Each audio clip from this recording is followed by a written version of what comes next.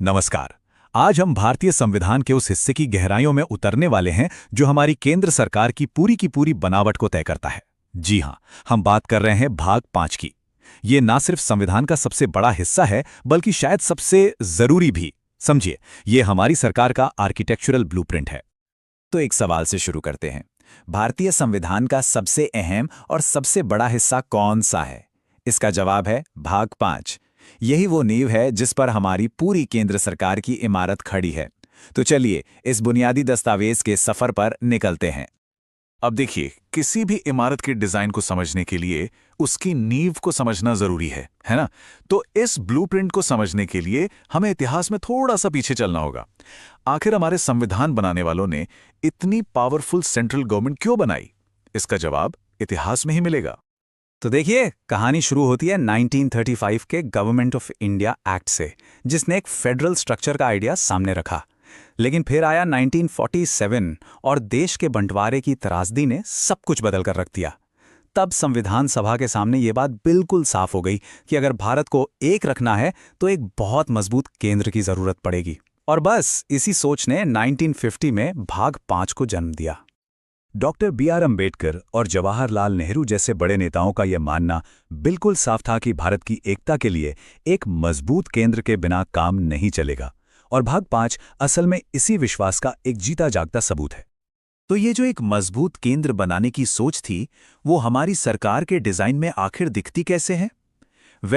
ये लोकतंत्र के उन 3 क्लासिक स्तंभों पर टिकी हैं जिनके बारे में हम सबने सुना है। ये 3 स्तंभ हैं।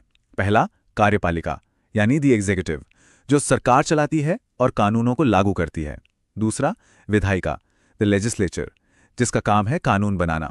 और तीसरा, न्यायपालिका द जुडिशरी, जो इन कानूनों की व्याख्या करती है। भाग 5 इन्हीं तीनों की शक्तियों और उनकी सीमाओं को तय करता है। तो चलिए अब इस ब्लूप्रिंट को जरा खोल कर देखते हैं। हम भाग 5 के 5 चैप्टर्स का एक टूर करेंगे, जिन्हें हम सरकार की इस इमारत के 5 विंग्स भी कह सकते हैं। इससे हमें यह समझने में मदद मिलेगी कि ये पूरी मशीनरी आखिर काम कैसे करती है। तो हमारा पहला विंग है कार्यपालिका यानी द एग्जीक्यूटिव।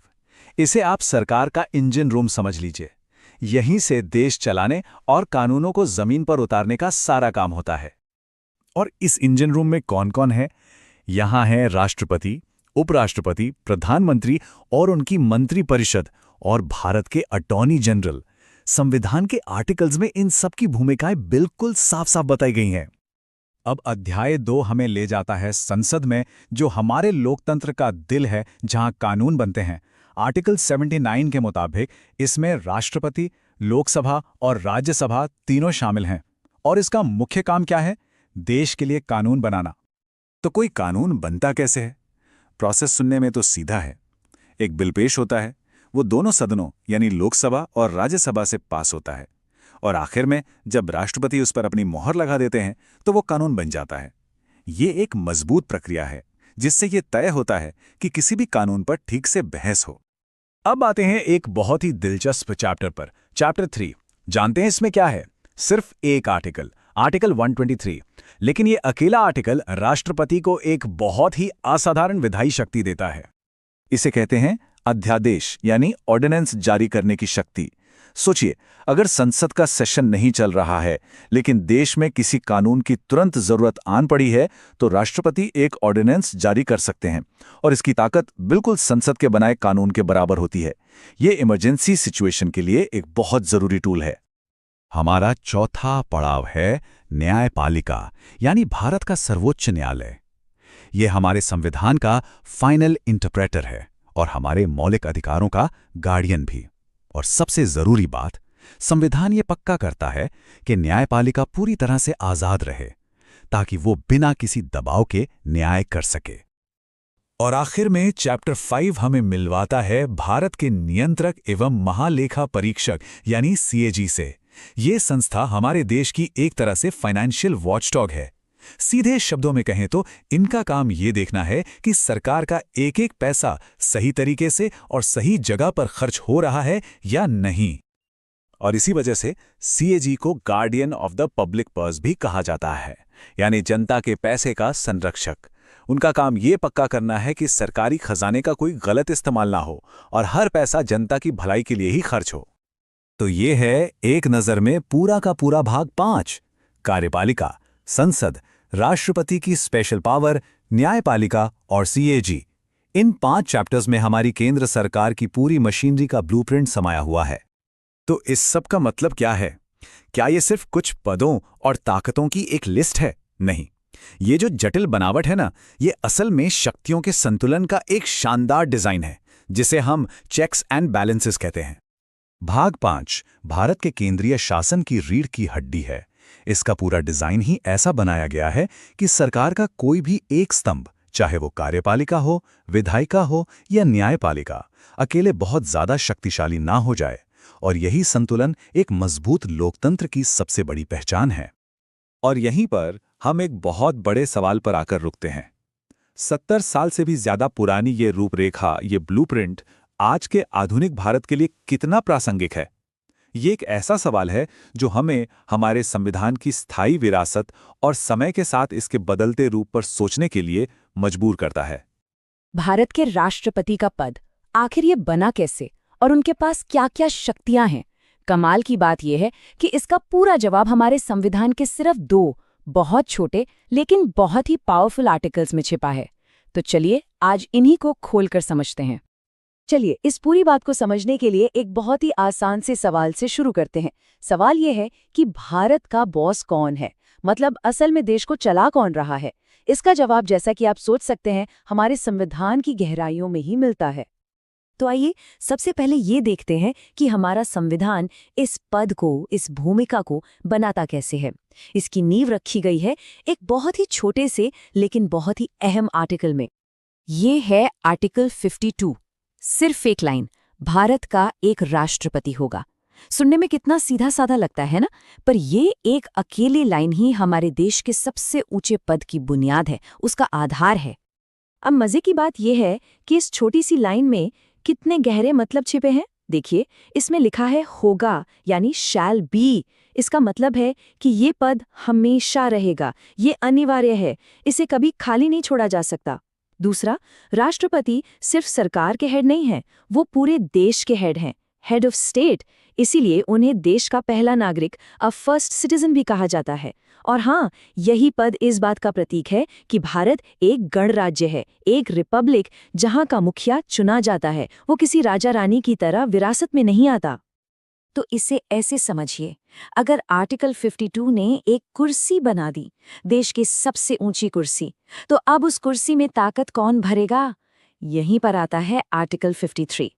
एक आर्टिकल पद बनाता है तो दूसरा उसमें शक्ति डालता है। तो चलिए अब राष्ट्रपति की शक्तियों को समझना शुरू करते हैं। और सबसे पहली और सबसे बड़ी शक्ति है सरकार चलाने की शक्ति, जिसे हम एग्जीक्यूटिव पावर कहते हैं। इसका सीधा सा मतलब ये है कि भारत सरकार का हर एक काम, हर एग्जीक्यूटिव एक्शन, चाहे वो कोई कानून लागू करना हो, किसी बड़े अफसर को अपॉइंट करना हो या दूसरे देशों से कोई संधि करनी हो, सब कुछ ऑफिशियली राष्ट्रपति के नाम पर ही होता है। कागज पर सारी की सारी एग्जीक्यूटिव पावर राष्ट्रपति में ही है। तो अब सवाल उठता है कि इस पावर का इस्तेमाल होता कैसे है? संविधान इसके लिए 2 रास्ते बताता है। एक, या तो राष्ट्रपति खुद सीधे तौर पर इस शक्ति का इस्तेमाल करे, और दूसरा रास्ता है अपने अधीनस्थ अधिकारियों के जरिए। अब ये सबऑर्डिनेट ऑफिसर्स कौन है? और यहीं पे पूरा खेल समझ में आता है। ये अधीनस्थ अधिकारी और कोई नहीं बल्कि देश के प्रधानमंत्री और उनकी पूरी मंत्री परिषद यानी काउंसिल ऑफ मिनिस्टर्स हैं। तो इसका असली मतलब क्या हुआ? मतलब ये हुआ कि प्रैक्टिकली राष्ट्रपति की इन सारी शक्तियों का इस्तेमाल असल में चुनी हुई सरकार करती है। और यहीं से नॉमिनल हेड और रियल हेड का कॉन्सेप्ट आता है। राष्ट्रपति हमारे संवैधानिक प्रमुख हैं, यानी नॉमिनल हेड, लेकिन असली एग्जीक्यूटिव पावर प्रधानमंत्री और उनकी कैबिनेट के पास होती है। अच्छा, सरकार चलाने की शक्ति के अलावा राष्ट्रपति के पास एक और बहुत बड़ी जिम्मेदारी और शक्ति है।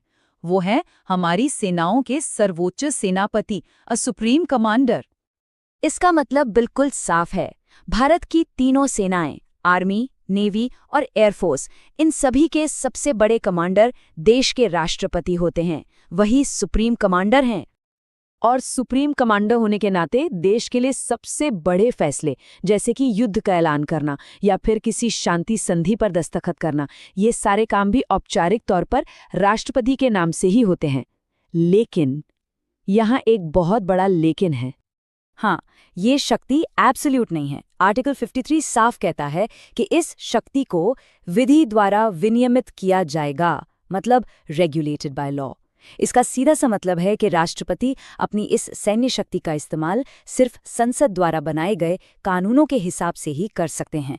ये एक बहुत जरूरी चेक एंड बैलेंस है।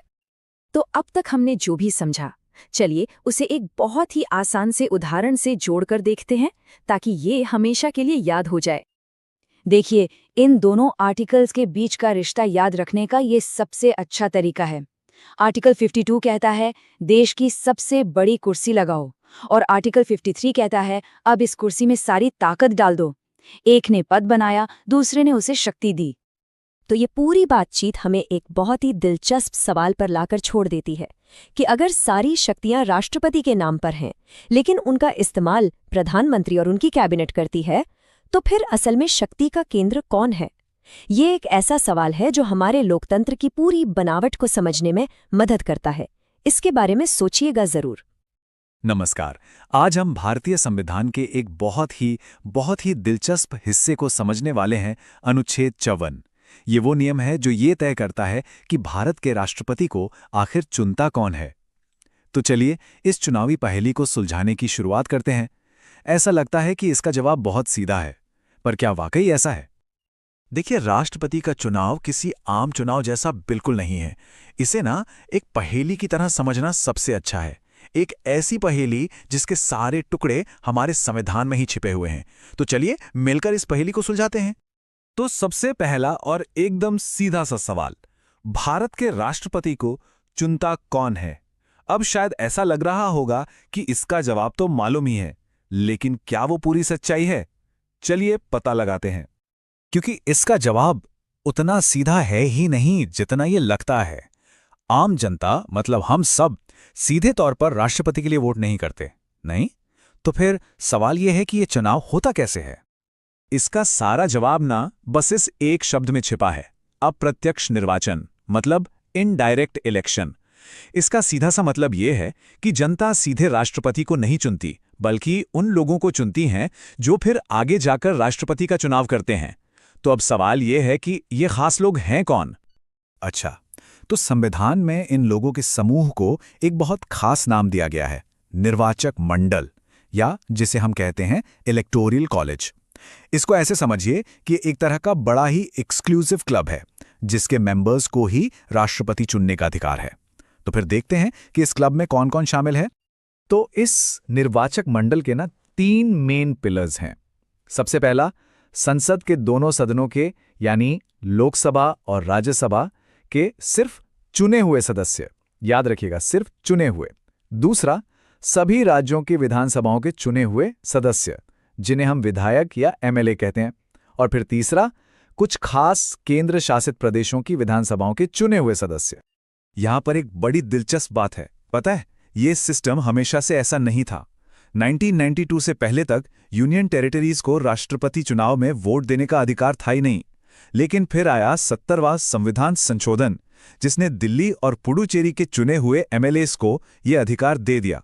और हाँ, भविष्य में जब जम्मू कश्मीर में विधानसभा बनेगी तो वहां के विधायक भी इस प्रोसेस का हिस्सा बन जाएंगे। तो ये जानना जितना जरूरी है कि वोट कौन दे सकता है, उससे भी ज्यादा जरूरी ये समझना है कि इस चुनाव से बाहर किसे रखा गया है, क्योंकि असली खेल तो यहीं छिपा है। और ये है अनुच्छेद 54 का गोल्डन रूल, सबसे बड़ा नियम। बस एक शब्द का खेल है, निर्वाचित बनाम मनोनीत। मतलब सिर्फ वो सदस्य जिन्हें जनता ने सीधे वोट देकर चुना है, वही वोट दे सकते हैं। और मनोनीत सदस्य, मतलब नॉमिनेटेड मेंबर्स, जिन्हें किसी खास क्षेत्र में उनके योगदान के लिए चुना जाता है, वो इस चुनाव में वोट नहीं डाल सकते। बस यही सबसे बड़ा फर्क है। तो फिर इस नियम के हिसाब से लिस्ट से कौन कौन बाहर हो गया? सबसे पहले राज्यसभा के वो 12 मनोनीत सदस्य, फिर राज्यों की विधानसभाओं के नॉमिनेटेड सदस्य, और ये वाला पॉइंट सबसे खास है, राज्य विधान परिषदों के सारे सदस्य, चाहे वो चुने हुए हों या मनोनीत, कोई भी नहीं।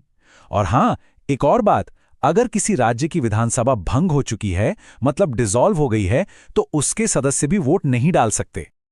तो अब मन में एक सवाल तो जरूर उठता है कि आखिर इतनी कॉम्प्लिकेटेड प्रक्रिया क्यों? राष्ट्रपति का चुनाव सीधे जनता से ही क्यों नहीं करवा लेते? क्या वजह है इसके पीछे?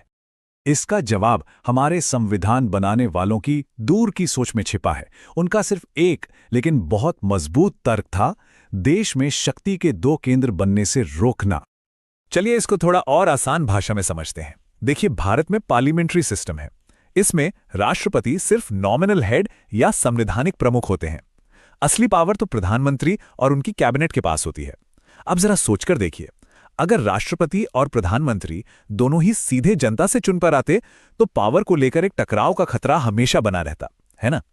और दूसरी बड़ी वजह, राज्यों के एमएलएज को इसमें शामिल करके यह पक्का किया गया कि राष्ट्रपति सिर्फ केंद्र सरकार के नहीं बल्कि पूरे देश के हर राज्य के प्रतिनिधि हों। तो अब जब हमने इस पहेली के सारे टुकड़े जोड़ लिए हैं, तो चलिए इसकी पूरी तस्वीर को एक साथ देखते हैं।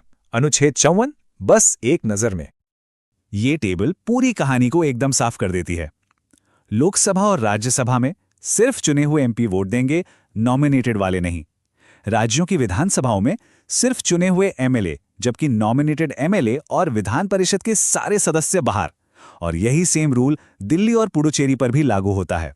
एकदम सिंपल। तो इस पूरी बातचीत का निचोड़ क्या है? निचोड़ बस इतना सा है कि देश के हेड ऑफ स्टेट को चुनने का हक सिर्फ देश की चुनी हुई टीम के कप्तानों को है, नॉमिनेटेड खिलाड़ियों को नहीं।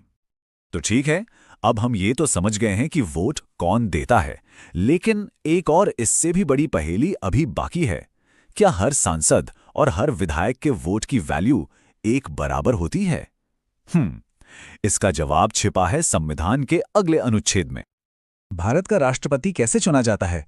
ये सवाल जितना सीधा लगता है ना, इसका जवाब उतना ही घुमावदार है, क्योंकि ये चुनाव सिर्फ राजनीति का नहीं बल्कि शुद्ध गणित का खेल है।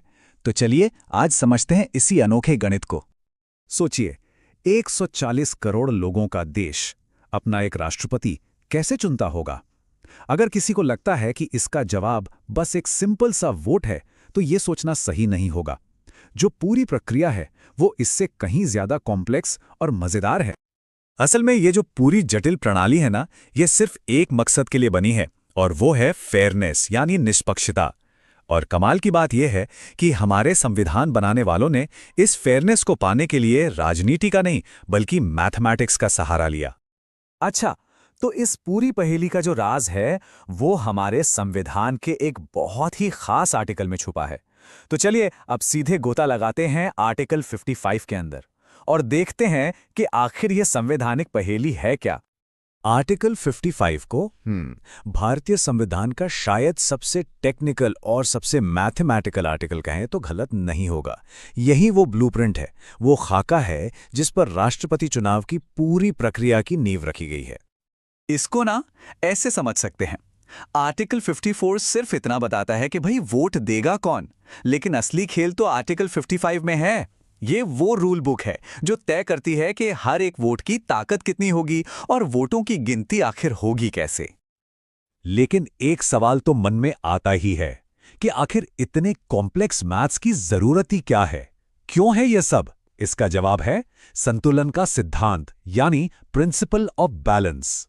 चलिए अब समझते हैं कि इस गणित के पीछे का क्यों क्या है। देखिए, इस पूरे सिस्टम के ना दो मेन पिलर्स हैं, दो मुख्य स्तंभ। पहला एकरूपता और दूसरा समतुल्यता। एकरूपता का मतलब सीधा सा है कि उत्तर प्रदेश जैसा बड़ा राज्य हो या सिक्किम जैसा छोटा राज्य, उनके वोट का वजन उनकी आबादी के हिसाब से हो। और समतुल्यता, इसका लक्ष्य है कि देश के सारे एमएलएस की जो टोटल वोटिंग पावर है वो संसद के सारे एमपीज की टोटल पावर की ठीक बराबर हो।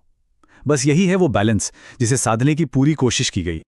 तो चलिए अब जरा इन फॉर्मूलाज को ब्रेक डाउन करते हैं और ये समझते हैं कि एक अकेले वोट की वैल्यू, उसकी कीमत आखिर तय होती कैसे है। ओके, तो सबसे पहले बात करते हैं एक विधायक यानी एक एमएलए के वोट की वैल्यू की। और यहां मजेदार बात यह है कि हर स्टेट के एमएलए के वोट की ताकत एक जैसी नहीं होती, वो अलग अलग होती है और ये ताकत सीधे सीधे उस स्टेट की पॉपुलेशन से जुड़ी होती है। तो ये रहा वो फॉर्मूला किसी भी स्टेट की टोटल पॉपुलेशन को वहां के टोटल इलेक्टेड एमएलएस की संख्या से डिवाइड करते हैं। फिर जो भी नंबर आता है उसे 1000 से और डिवाइड कर दिया जाता है। याद आया एकरूपता का सिद्धांत, प्रिंसिपल ऑफ यूनिफॉर्मिटी। बस यही फॉर्मूला उसे असलियत में बदलता है। अब इस फॉर्मूला का असर देखना है तो ये एग्जाम्पल देखें, जबरदस्त है। उत्तर प्रदेश के एक एमएलए के वोट की वैल्यू है 208, वहीं दूसरी तरफ सिक्किम के एक एमएलए की वोट वैल्यू है सिर्फ 7। कितना बड़ा फर्क है। यह बिल्कुल साफ साफ दिखाता है कि पॉपुलेशन के आधार पर वोट की ताकत कैसे बदल जाती है। ठीक है, एमएलएस की बात तो हो गई। अब बारी आती है सांसदों की, यानी एमपीज के वोट की वैल्यू की। और इसे पता है कैसे डिजाइन किया गया है? इसे इस तरह बनाया गया है कि ये देश के सभी एमएलएस की जो टोटल वोटिंग पावर है ना, उसे बैलेंस कर सके। इसका फॉर्मूला भी काफी सीधा है। देश के जितने भी एमएलएस हैं, उनके वोटों की टोटल वैल्यू को संसद के टोटल इलेक्टेड मेंबर्स, मतलब लोकसभा प्लस राज्यसभा, उनकी संख्या से डिवाइड कर दिया जाता है। और बस इसी एक स्टेप से केंद्र और राज्यों के बीच वो समतुल्यता वाला सिद्धांत, द प्रिंसिपल ऑफ पैरिटी, हासिल हो जाता है। तो इस कैलकुलेशन के हिसाब से आज के समय में एक एमपी के वोट की वैल्यू लगभग 700 है। वैसे जम्मू कश्मीर के रीऑर्गेनाइजेशन से पहले ये 708 हुआ करती थी। हालांकि जो फाइनल फिगर होता है ना, वो हमेशा चुनाव के ठीक पहले ही तय होता है। चलो, अब ये तो समझ आ गया कि हर वोट की कीमत कैसे तय होती है, पर विनर कैसे चुना जाता है? कहानी में यहां भी एक ट्विस्ट है। ये चुनाव सिर्फ जिसे सबसे ज्यादा वोट मिले वो जीता वाला खेल नहीं है। इस सिस्टम को कहते हैं सिंगल ट्रांसफरेबल वोट या एसटीवी। इसमें होता यह है कि वोटर किसी एक कैंडिडेट को वोट नहीं देते, बल्कि वो अपनी पसंद के हिसाब से कैंडिडेट्स को रैंक करते हैं। जैसे मेरी पहली पसंद ये, दूसरी पसंद ये और तीसरी ये। अब अगर पहली काउंटिंग में किसी को मेजॉरिटी नहीं मिलती तो क्या होता है? तो जिस कैंडिडेट को सबसे कम वोट मिले हैं उसे रेस से बाहर कर दिया जाता है और उसके वोट उसकी सेकंड प्रेफरेंस वाले कैंडिडेट को ट्रांसफर हो जाते हैं। और ये प्रोसेस तब तक चलता रहता है जब तक कोई एक विनर नहीं मिल जाता। यहां जीतने के लिए एक मैजिक नंबर को पार करना होता है, जिसे कहते हैं कोटा। एक बात गांठ बांधने वाली है, विजेता वो नहीं होता जिसे सबसे ज्यादा वोट मिलते हैं, नहीं, विजेता वो होता है जिसने इस कोटा को पार कर लिया। और इस कोटे का फॉर्मूला वो बड़ा सिंपल है, आधे से ज्यादा। मतलब राष्ट्रपति बनने के लिए कैंडिडेट को टोटल वैलिड वोट्स की जो वैल्यू है उसका 50% + 1 हासिल करना ही होगा। अब आते हैं इस पूरे चुनावी फॉर्मूला के सबसे सरप्राइजिंग, सबसे हैरान करने वाले हिस्से पर। एक ऐसा नियम जो सीधा अतीत से आता है। 1 मिनट सोचकर देखिए, जब हम एमएलए के वोट की वैल्यू निकालने के लिए पॉपुलेशन की बात कर रहे हैं, तो ये पॉपुलेशन डेटा किस साल का इस्तेमाल होता होगा? आज का? जवाब है नहीं। आज की पॉपुलेशन नहीं, बल्कि 1971 की पॉपुलेशन का इस्तेमाल होता है। जी हां, बिल्कुल सही सुना, 1971। और ये कोई गलती नहीं है, ये एक सोचा समझा कॉन्स्टिट्यूशनल फैसला है। हुआ ये कि 1976 में 42nd अमेंडमेंट के जरिए इस तारीख को 1971 पर फ्रीज कर दिया गया। और फिर 2001 में 84th अमेंडमेंट आया और उसने इस फ्रीज को 2026 के बाद होने वाली पहली सेंसस तक के लिए और आगे बढ़ा दिया। पर सवाल है, ऐसा किया क्यों गया? भाई 1971 ही क्यों? इसका कारण बहुत बहुत जरूरी है। यह फैसला असल में उन स्टेट्स को, खासकर साउथ इंडियन स्टेट्स को, एक तरह की सजा मिलने से बचाने के लिए था, जिन्होंने फैमिली प्लानिंग को अपनाकर अपनी पॉपुलेशन ग्रोथ को सक्सेसफुली कंट्रोल किया था। सोचिए, अगर आज की आबादी का इस्तेमाल होता तो उनकी पॉलिटिकल पावर यानी उनकी वोट वैल्यू कम हो जाती, है ना? तो चलिए एक क्विक रिकैप करते हैं। मकसद है केंद्र और राज्यों में बैलेंस। एमएलए का वोट स्टेट की पॉपुलेशन पर डिपेंड करता है। एमपी का वोट सारे एमएलएस की टोटल पावर के बराबर। तरीका सिंगल ट्रांसफरेबल वोट। और सबसे बड़ा ट्विस्ट, बेस ईयर है 1971 सेंसस। तो आखिर में एक सवाल के साथ इस चर्चा को छोड़ते हैं। ये जो कॉम्प्लेक्स सिस्टम है, ये बनाया गया था एक बैलेंस साधने के लिए। लेकिन सोचने वाली बात यह है कि 50 साल से भी ज्यादा पुराने पॉपुलेशन डेटा पर आधारित ये सिस्टम क्या आज भी उस बैलेंस को असल में हासिल कर पा रहा है?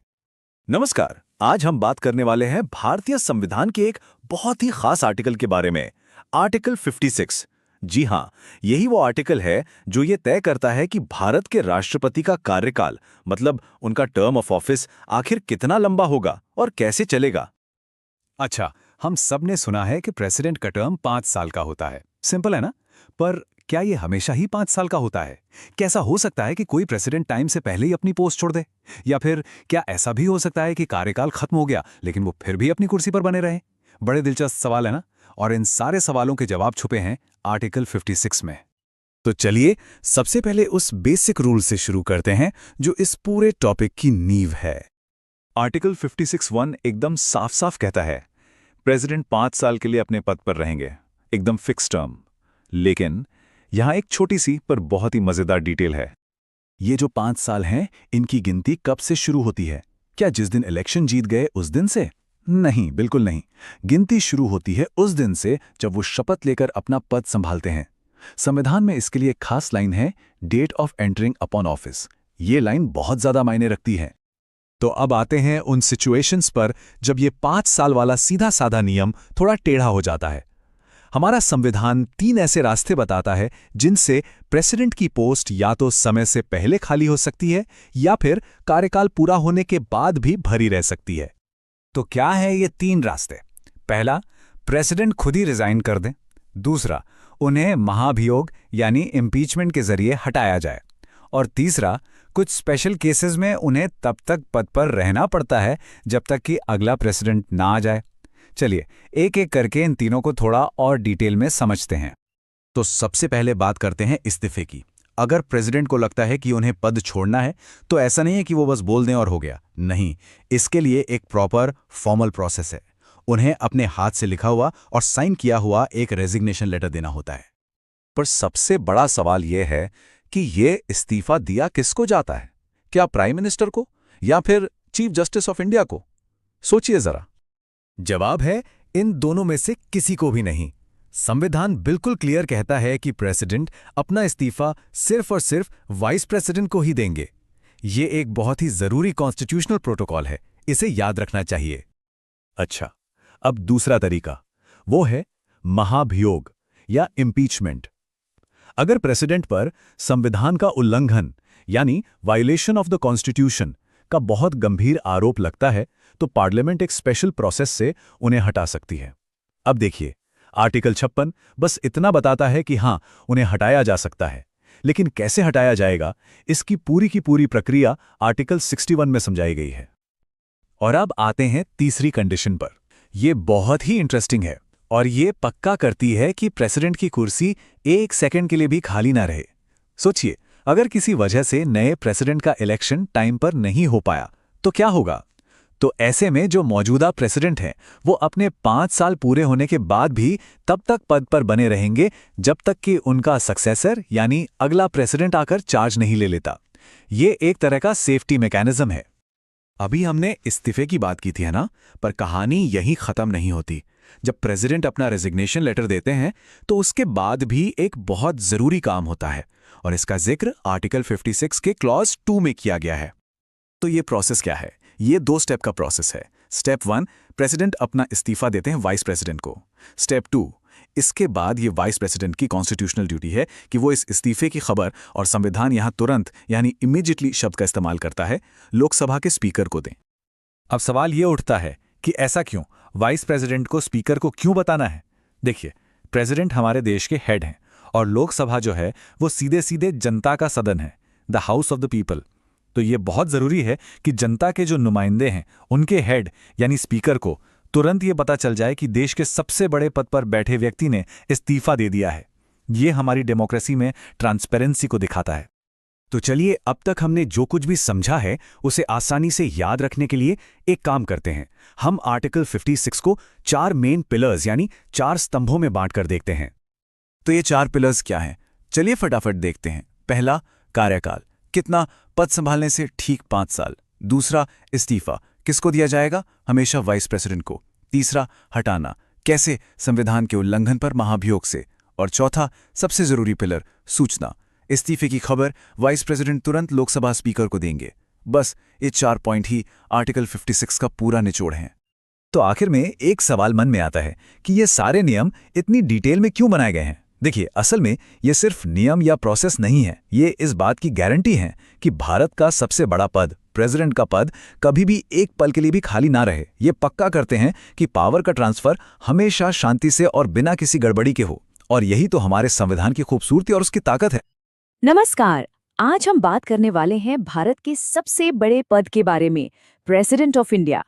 आखिर इस जॉब के लिए अप्लाई करने के रूल्स क्या हैं? चलिए देखते हैं। तो सबसे पहले एक बड़ा ही मजेदार सवाल लेते हैं। क्या भारत का कोई राष्ट्रपति लाइफ टाइम के लिए इस कुर्सी पर बैठ सकता है? अच्छा, इस सवाल का जवाब हमें कॉन्स्टिट्यूशन के एक छोटे से लेकिन बहुत ही पावरफुल हिस्से में मिलता है, और वो है आर्टिकल 57। देखिए, इसकी भाषा ना एकदम सीधी और साफ है। इसमें लिखा है कि कोई भी व्यक्ति जो राष्ट्रपति है या रह चुका है, वो फिर से इस पद के लिए चुनाव लड़ सकता है। सिंपल। तो फिर लिमिट क्या है? सच तो ये है कि संविधान में कोई लिमिट है ही नहीं। मतलब टेक्निकली एक इंसान जितनी बार चाहे भारत का राष्ट्रपति बन सकता है, कोई रोक-टोक नहीं।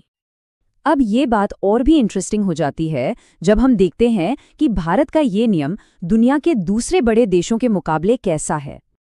जैसे अगर हम अमेरिका से कंपेयर करें, तो वहाँ का संविधान साफ साफ कहता है कि कोई भी प्रेसिडेंट सिर्फ 2 बार ही पद पर रह सकता है। लेकिन भारत में कोई लिमिट नहीं, अनलिमिटेड टर्म्स।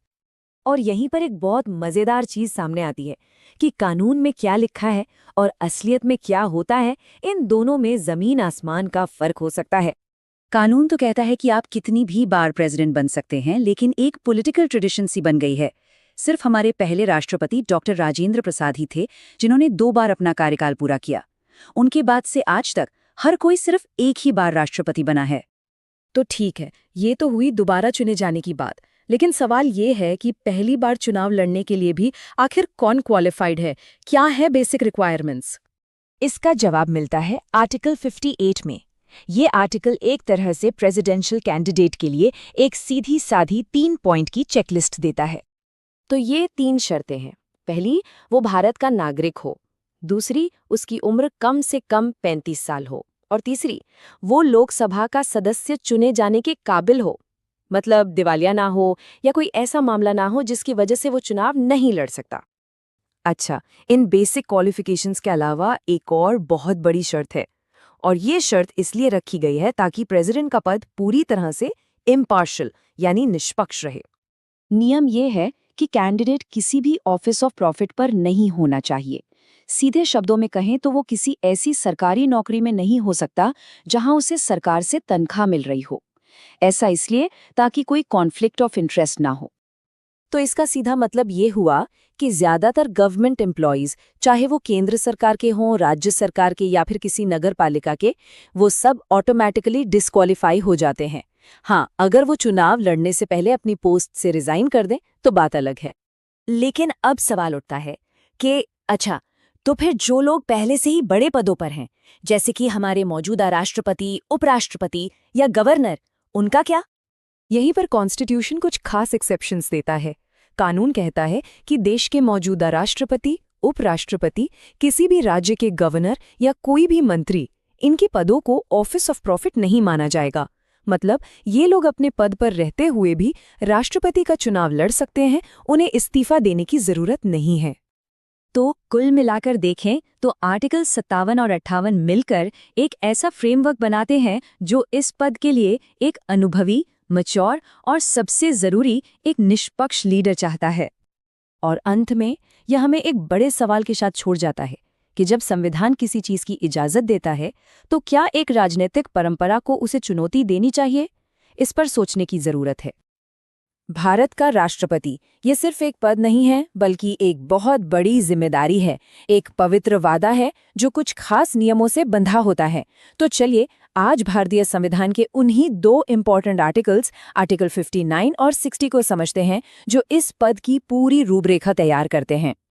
तो चलिए इसे एक बड़े ही दिलचस्प सवाल से शुरू करते हैं। सोचिए, भारत का राष्ट्रपति चुने जाने के बाद किसी इंसान को सबसे पहली चीज क्या छोड़नी पड़ती है?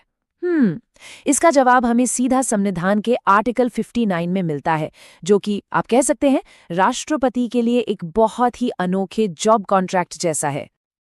तो यही आर्टिकल 59 इस जॉब कॉन्ट्रैक्ट का पहला हिस्सा है, यानी पद की शर्तें। और देखिए, ये नियम ऐसे ही नहीं बनाए गए हैं।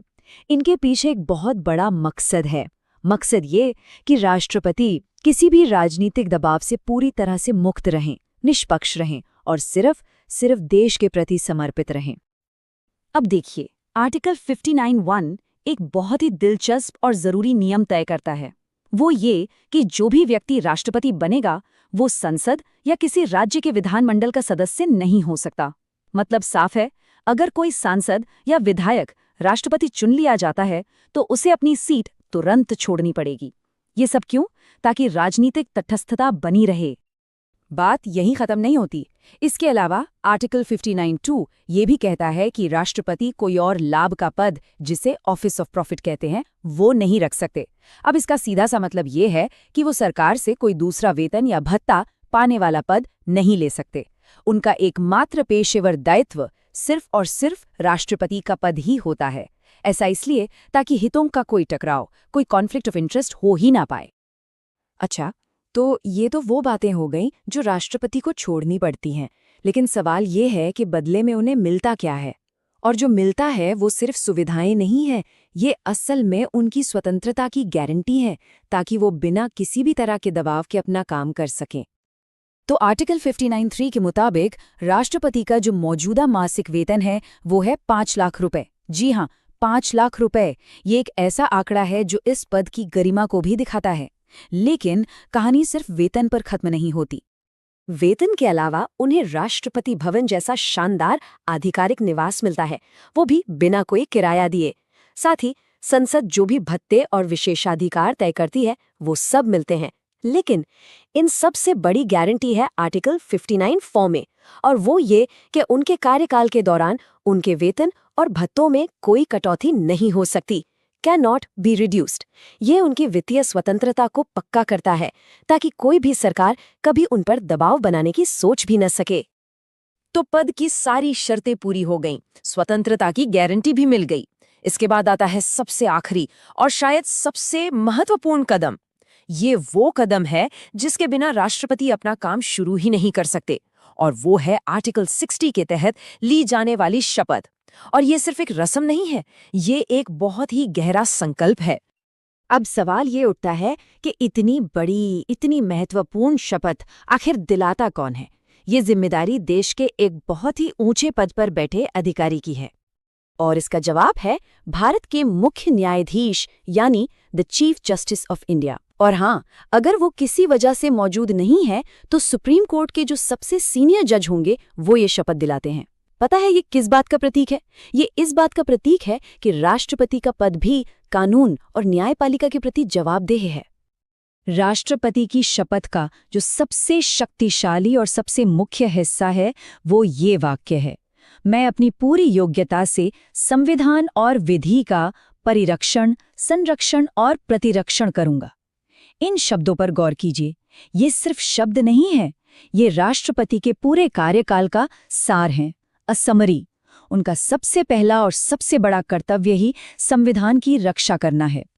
चलिए इन 3 शब्दों को थोड़ा और समझते हैं। परिरक्षण यानी प्रिजर्व, इसका मतलब है संविधान को उसके असली रूप में बनाए रखना। संरक्षण यानी प्रोटेक्ट, इसका मतलब है किसी भी तरह के हमले से संविधान को बचाना।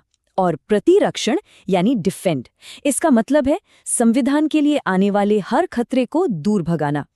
इन 3 शब्दों के साथ ही राष्ट्रपति हमारे संविधान के अंतिम संरक्षक, द अल्टीमेट गार्डियन बन जाते हैं। तो अब तक हमने जो कुछ भी देखा, जो शर्तें हैं, जो गारंटी है, जो शपथ है, इन सबको जोड़कर अब ये समझने की कोशिश करते हैं कि आखिर ये दोनों आर्टिकल्स इतने ज़रूरी क्यों हैं, इनका असली मकसद क्या है। तो अगर संक्षेप में देखें, आर्टिकल 59 पद की शर्तें तय करता है, कोई दूसरा पद नहीं, मुफ्त में रहने की जगह और एक सुरक्षित वेतन। वहीं आर्टिकल 60 शपथ से जुड़ा है, ये शपथ चीफ जस्टिस ऑफ इंडिया दिलाते हैं और इसका सबसे बड़ा काम है संविधान की रक्षा करना। तो इसका मतलब क्या हुआ? इसका सीधा सा मतलब ये है कि ये दोनों आर्टिकल्स मिलकर ये पक्का करते हैं कि हमारे राष्ट्रपति निष्पक्ष रहें, स्वतंत्र रहें और देश के सर्वोच्च कानून यानी हमारे संविधान के एक समर्पित संरक्षक बने रहें। ये नियम सिर्फ फॉर्मेलिटी नहीं है, ये राष्ट्रपति की पूरी भूमिका की नींव है, द वेरी फाउंडेशन। और अंत में एक सवाल, एक ऐसा सवाल जिस पर सोचना चाहिए। जब देश के राष्ट्रपति संविधान की रक्षा करने का इतना बड़ा वादा करते हैं, तो हम जैसे एक आम नागरिक के लिए इस वादे का क्या मतलब होता है? इस पर सोचिएगा जरूर। चलिए आज बात करते हैं भारत के राष्ट्रपति को उनके पद से हटाने की प्रक्रिया के बारे में। ये एक ऐसा टॉपिक है जिसके बारे में सुना तो बहुत जाता है, लेकिन अक्सर इसे ठीक से समझा नहीं जाता। तो सबसे बड़ा सवाल यही है कि आखिर भारत के राष्ट्रपति को उनके पद से हटाया कैसे जा सकता है। इसका जवाब हमें मिलता है हमारे संविधान के अनुच्छेद 61 में। देखिए, इसके लिए संविधान में एक बहुत ही खास प्रक्रिया दी गई है जिसे कहते हैं महाभियोग या इम्पीचमेंट। ये एक यूनिक प्रोसेस है, मतलब इसमें कानूनी और राजनीतिक दोनों पहलू शामिल होते हैं। तो सवाल ये उठता है कि इतनी बड़ी प्रक्रिया आखिर शुरू किस आधार पर की जा सकती है? क्या कोई भी वजह हो सकती है? नहीं, सिर्फ और सिर्फ एक ही वजह हो सकती है, संविधान का अतिक्रमण है। पर मजे की बात यह है कि संविधान खुद ये कहीं नहीं बताता कि इस लाइन का असल में मतलब क्या है। अच्छा, तो अब देखते हैं कि ये पूरी प्रक्रिया संसद में असल में शुरू होती कैसे है। तो कोई भी बहस शुरू होने से पहले दो बड़ी शर्तें पूरी करनी होती हैं। पहली, राष्ट्रपति को कम से कम 14 दिन का एक रिटन नोटिस देना जरूरी है, और दूसरी, इस नोटिस पर उस सदन के जहां ये प्रस्ताव लाया जा रहा है कम से कम 1/4 सदस्यों के साइन होने ही चाहिए। अब अगर ये प्रस्ताव इन शुरुआती बाधाओं को पार कर लेता है तो फिर वो एक बहुत ही पेचीदा और कई चरणों वाली प्रक्रिया में दाखिल होता है, जिसे हम संसदीय चक्रव्यूह भी कह सकते हैं। तो ये है वो पूरा चक्रव्यूह, स्टेप बाय स्टेप। पहले नोटिस और साइन, फिर पहले हाउस में वोटिंग, फिर दूसरे हाउस में जांच, राष्ट्रपति का पक्ष, और फिर आखिर में दूसरे हाउस में फाइनल वोटिंग। एक के बाद एक हर पड़ाव पार करना होता है। चलिए अब पहले स्टेप पर फोकस करते हैं, उस सदन में प्रस्ताव को पास करना जहां ये लाया गया है। यहां एक बहुत ही खास बहुमत की जरूरत पड़ती है, 2/3, और इसे हासिल करना बहुत बहुत मुश्किल है।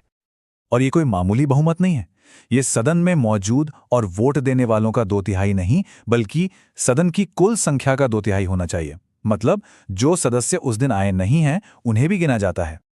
अच्छा, अगर प्रस्ताव यहां से पास हो गया तो ये जाता है दूसरे सदन में, और अब दूसरे सदन की भूमिका एक तरह से जांच करने वाले की हो जाती है। इस स्टेज पर आकर ही इस प्रक्रिया का अर्ध न्यायिक यानी क्वासी जुडिशियल नेचर सामने आता है। दूसरा सदन आरोपों की जांच करता है और राष्ट्रपति को अपना पक्ष रखने का पूरा हक होता है।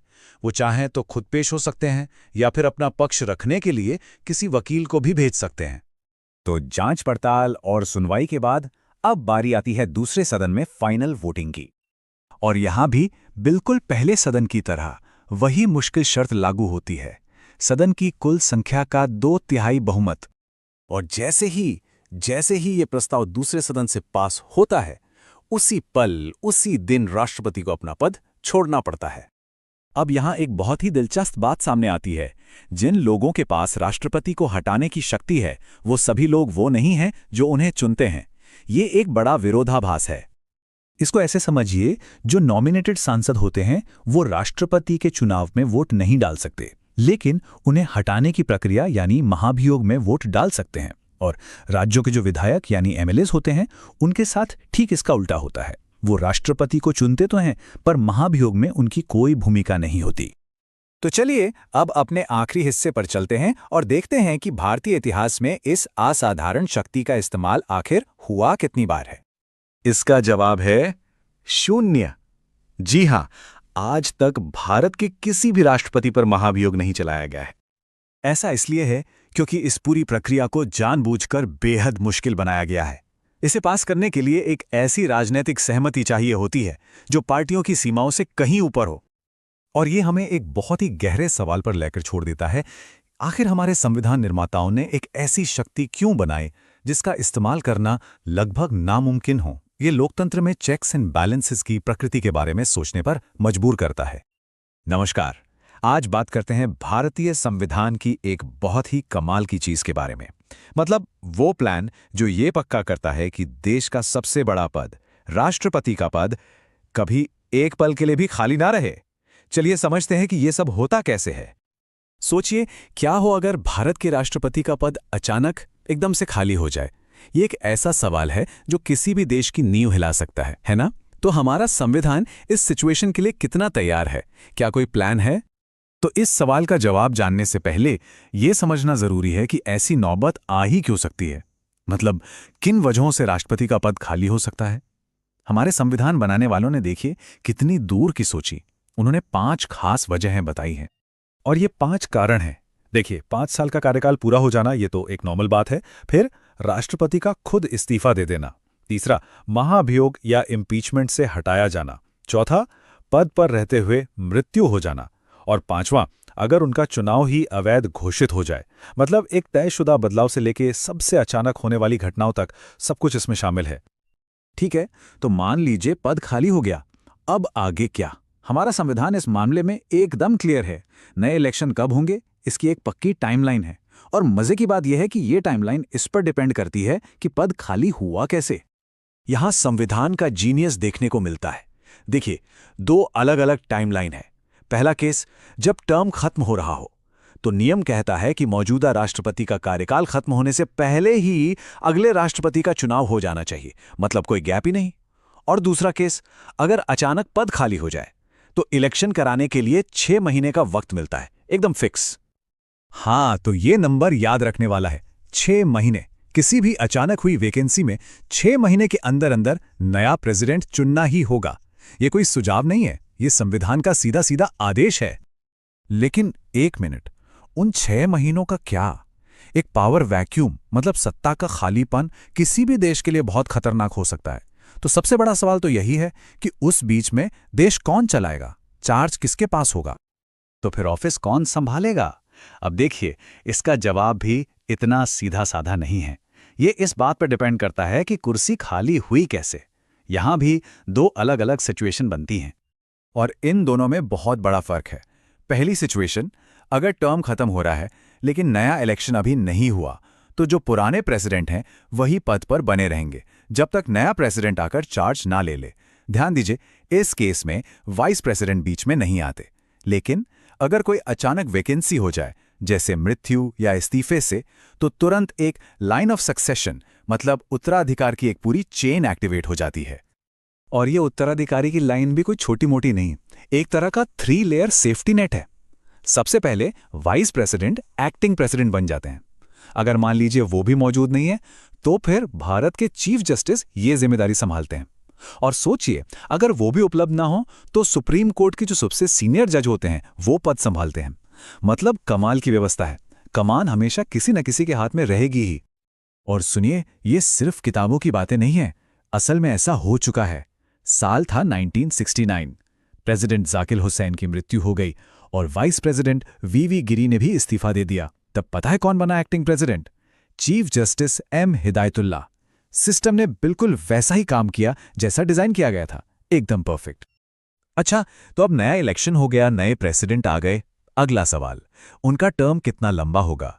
क्या वो बस पिछले प्रेसिडेंट का बचा हुआ कार्यकाल पूरा करेंगे? नहीं, जवाब एकदम साफ है। वो पूरे 5 साल के लिए चुने जाते हैं, एक फ्रेश नया टर्म। ये एक बहुत जरूरी पॉइंट है। हमारे यहां पिछले टर्म का बचा हुआ काम पूरा करने के लिए चुनाव नहीं होते। नहीं, भारत में जब भी चुनाव होगा, घड़ी फिर से 0 से शुरू होती है। नए प्रेसिडेंट को पूरे 5 साल का एक नया मैंडेट मिलता है। आखिर में कुछ और भी जरूरी नियम हैं, कुछ सेफ्टी गार्ड्स कह लीजिए, जो ये पक्का करते हैं कि ये पूरा सिस्टम बिना किसी रुकावट या झगड़े के काम करे। जैसे कि अगर प्रेसिडेंट इस्तीफा देते हैं तो वाइस प्रेसिडेंट को फौरन इसकी जानकारी लोकसभा के स्पीकर को देनी होगी। फिर इलेक्टोरल कॉलेज में अगर कुछ सीटें खाली भी हैं तो इस वजह से चुनाव को रोका नहीं जा सकता, कोई बहाना नहीं चलेगा। इलेक्शन से जुड़ा कोई भी झगड़ा होगा तो उसका फैसला सिर्फ और सिर्फ सुप्रीम कोर्ट करेगा और उसका फैसला आखिरी होगा। और सबसे जरूरी, अगर सुप्रीम कोर्ट किसी चुनाव को रद्द भी कर दे तो उस फैसले से पहले प्रेसिडेंट ने जो भी काम किए हैं वो सब वैलिड रहेंगे। सोचिए, ये नियम देश में कितनी स्थिरता बनाए रखते हैं। तो कुल मिला के बात एक ही है, हमारा संविधान ये पक्का करता है कि प्रेसिडेंट की कुर्सी 1 सेकंड के लिए भी खाली न रहे। या तो पुराने प्रेसिडेंट तब तक रहेंगे जब तक नया नहीं आ जाता, या फिर एक एक्टिंग प्रेसिडेंट फौरन चार्ज ले लेगा। कोई गैप नहीं, कोई कंफ्यूजन नहीं, सिस्टम एकदम फुल प्रूफ है। तो ये जो उत्तराधिकार का पूरा सिस्टम है, ये भारत की पॉलिटिकल स्टेबिलिटी की नींव कैसे है? ये सोचने वाली बात है ना। ये सिर्फ कुछ नियम कानून नहीं है, बल्कि ये वो बुनियाद हैं जिस पर हमारा लोकतंत्र टिका है। ये पक्का करता है कि चाहे जो भी हो जाए, लीडरशिप का ट्रांजिशन हमेशा स्मूथ हो, बिना किसी झटके के। कभी सोचा है कि भारत के राष्ट्रपति को, जो देश के सर्वोच्च पद पर हैं, उन्हें सिर्फ सैलरी मिलती है या और भी बहुत कुछ? आज हम इसी दिलचस्प दुनिया की गहराई में उतरेंगे और जानेंगे कि इस पद के साथ क्या क्या सुविधाएं आती हैं। स्क्रीन पर ये नंबर देखिए, 5 लाख रुपए। ये एक काफी बड़ा अमाउंट है ना? लेकिन ये नंबर इतना खास क्यों है और इसका भारत के सबसे शक्तिशाली ऑफिस से क्या लेना देना हो सकता है? तो सवाल यही है, ये 5 लाख रुपए आखिर हैं क्या? कोई लॉटरी का इनाम है या कुछ और? चलिए इस पहेली को सुलझाते हैं। ये है भारत के राष्ट्रपति की मासिक सैलरी। पर कहानी यहां खत्म नहीं होती। असल में ये तो बस एक शुरुआत है। असली फायदे, असली सुविधाएं, वो तो इसके आगे हैं। तो आज हम क्या क्या देखने वाले हैं? सबसे पहले राष्ट्रपति की मासिक सैलरी, फिर उन्हें मिलने वाली संवैधानिक सुरक्षा। सैलरी के अलावा और क्या क्या मिलता है ये भी देखेंगे। और हाँ, रिटायरमेंट के बाद उनकी जिंदगी कैसी होती है, मतलब पूरा पैकेज समझेंगे। चलिए शुरू करते हैं। ओके, तो सबसे पहले बात करते हैं राष्ट्रपति की सैलरी की, और ये भी देखते हैं कि हाल ही में इसमें कितना बड़ा बदलाव आया है। तो देखिए, 2018 से पहले राष्ट्रपति की सैलरी थी 1.5 लाख रुपए प्रति महीना। फिर आया 2018 का बजट और इस सैलरी को सीधा 3 गुना से भी ज्यादा बढ़ाकर 5 लाख रुपए कर दिया गया। ये एक काफी बड़ा जंप था, एक ऐसी बढ़ोतरी जो इस पद के आदर को भी दिखाती है। अब आते हैं एक बहुत जरूरी पॉइंट पर। राष्ट्रपति की सैलरी को कानूनी और वित्तीय तौर पर इतना सुरक्षित क्यों रखा गया है? ये सिर्फ एक नंबर नहीं है, इसके पीछे एक संवैधानिक गारंटी है। तो होता ये है कि राष्ट्रपति की salary consolidated fund of India से आती है, यानी भारत की संचित निधि से। अब इसका मतलब क्या है? सीधी भाषा में, पार्लियामेंट इस पर चर्चा तो कर सकती है, लेकिन इसे कम करने के लिए वोटिंग नहीं कर सकती। मतलब पेमेंट की गारंटी पक्की है। और ये सुरक्षा सिर्फ कोई नियम या परंपरा नहीं है, हमारा संविधान, हमारा आईन खुद इसकी गारंटी देता है। आर्टिकल 59(4) बिल्कुल साफ साफ कहता है कि राष्ट्रपति के कार्यकाल के दौरान उनकी सैलरी या भत्तों को कम नहीं किया जा सकता, कोई कटौती नहीं। चलिए अब सैलरी से आगे बढ़ते हैं और उन फायदों की बात करते हैं जो इस पद को सच में असाधारण बनाते हैं। सोचिए, राष्ट्रपति को 3 शानदार और बिल्कुल किराया मुक्त आधिकारिक घर मिलते हैं। नई दिल्ली में है विशाल राष्ट्रपति भवन, दुनिया का सबसे बड़ा राष्ट्रपति निवास जिसमें 340 कमरे हैं। फिर है हैदराबाद में राष्ट्रपति निलयम और शिमला में खूबसूरत द रिट्रीट बिल्डिंग। यात्रा की बात करें तो उनके पास अपना स्पेशल एयरक्राफ्ट एयर इंडिया 1 है, साथ ही कस्टम बिल्ट बुलेट प्रूफ गाड़ियों का पूरा काफिला। और सुरक्षा, उनकी सुरक्षा की जिम्मेदारी राष्ट्रपति के अंगरक्षक के पास है, जो भारतीय सेना की सबसे पुरानी और विशिष्ट रेजिमेंट्स में से एक है। इतना ही नहीं, राष्ट्रपति और उनके परिवार को जिंदगी भर मुफ्त वर्ल्ड क्लास मेडिकल केयर मिलती है। इसके अलावा राष्ट्रपति के ऑफिस और स्टाफ का सारा खर्चा भी कवर होता है, जिसके लिए सालाना 100 करोड़ से भी ज्यादा का बजट होता है। काफी बड़ी रकम है ये। तो अब सवाल उठता है कि जब राष्ट्रपति का कार्यकाल खत्म हो जाता है तब क्या होता है? क्या सारी सुविधाएं बंद हो जाती हैं? बिल्कुल नहीं, फायदे उन्हें जिंदगी भर मिलते रहते हैं। रिटायरमेंट के बाद एक पूर्व राष्ट्रपति को उनकी आखिरी सैलरी का ठीक 50% यानी 2.5 लाख रुपए प्रति महीना पेंशन के तौर पर मिलता है। यहां देखिए, रिटायरमेंट के बाद भी आराम और सुविधाओं का पूरा ख्याल रखा जाता है। राष्ट्रपति भवन की जगह एक फर्निश्ड किराया मुफ्त बंगला मिलता है। आधिकारिक गाड़ियों के काफिले की जगह जिंदगी भर मुफ्त फर्स्ट क्लास ट्रेन या हवाई यात्रा की सुविधा मिलती है। और लिस्ट अभी भी बाकी है। उन्हें स्टाफ और ऑफिस खर्चों के लिए सालाना 1 लाख रुपए तक मिलते हैं, 2 मुफ्त टेलीफोन और इंटरनेट कनेक्शन, मुफ्त बिजली पानी, आधिकारिक इस्तेमाल के लिए गाड़ी और मुफ्त मेडिकल सुविधा भी। ये सब जिंदगी भर के लिए। और अगर राष्ट्रपति का निधन हो जाए तो उनके जीवन साथी को भी आधी पेंशन यानी 1.25 लाख रुपए प्रति महीना मिलता है। साथ ही एक फर्निश्ड घर और जिंदगी भर के लिए मेडिकल फायदे भी। ये इस बात को सुनिश्चित करता है कि देश की सेवा करने वाले के परिवार का ध्यान रखा जाए। तो जब हम इन सब चीजों को एक साथ देखते हैं, सैलरी, भत्ते, आलीशान घर और जिंदगी भर के फायदे, तो एक ऐसा पैकेज सामने आता है जो सच में बेजोड़ है। एक ऐसा पैकेज जो देश के सबसे ऊंचे पद के सम्मान को सही मायनों में दर्शाता है। हाँ, एक सवाल जो अक्सर लोगों के मन में आता है, क्या राष्ट्रपति इनकम टैक्स देते हैं? तो इसका जवाब है हाँ, उनकी सैलरी पर इनकम टैक्स लगता है। असल में हाल के राष्ट्रपतियों ने भी इस बात को कंफर्म किया है कि वो अपना टैक्स चुकाते हैं। और ये सब जानने के बाद एक बड़ा सवाल सामने आता है, किसी एक व्यक्ति को उनके कार्यकाल के दौरान और उसके बाद पूरी जिंदगी इतने बड़े पैमाने पर समर्थन देना देश के सबसे बड़े ऑफिस के स्टेटस और उसके मायने के बारे में क्या बताता है? ये एक सोचने वाली बात है। तो सवाल यह है कि भारत के राष्ट्रपति क्या वो सिर्फ एक रस्मी मुखिया हैं या उनके पास सच में कोई शक्ति होती है? चलिए आज इसी आकर्षक और अक्सर गलत समझे जाने वाले पद के पीछे की सच्चाई को समझते हैं। भारत की जो शासन प्रणाली है, जो कि ब्रिटिश मॉडल पर आधारित है, उसके केंद्र में 2 शक्तिशाली पद हैं। आइए इन दोनों नेताओं की भूमिकाओं को और उनके बीच शक्ति का संतुलन कैसे काम करता है, इसे समझते हैं। देखिए, ये स्लाइड शक्ति के इस बंटवारे को एकदम साफ कर देती है। एक तरफ है राष्ट्रपति, जो डी जोर यानी कानूनी तौर पर हमारे राष्ट्र के प्रमुख हैं, वो पूरे देश का प्रतिनिधित्व करते हैं। वहीं दूसरी तरफ है प्रधानमंत्री, जो डी फैक्टो यानी असल में असलियत में सरकार के मुखिया हैं और देश का जो रोजमर्रा का शासन है वो चलाते हैं। अब चलिए देखते हैं कि हमारा भारतीय संविधान राष्ट्रपति को कागज पर कितनी ज्यादा और कितनी बड़ी शक्तियां देता है, और आप शायद इन शक्तियों का पैमाना देखकर हैरान हो जाएंगे।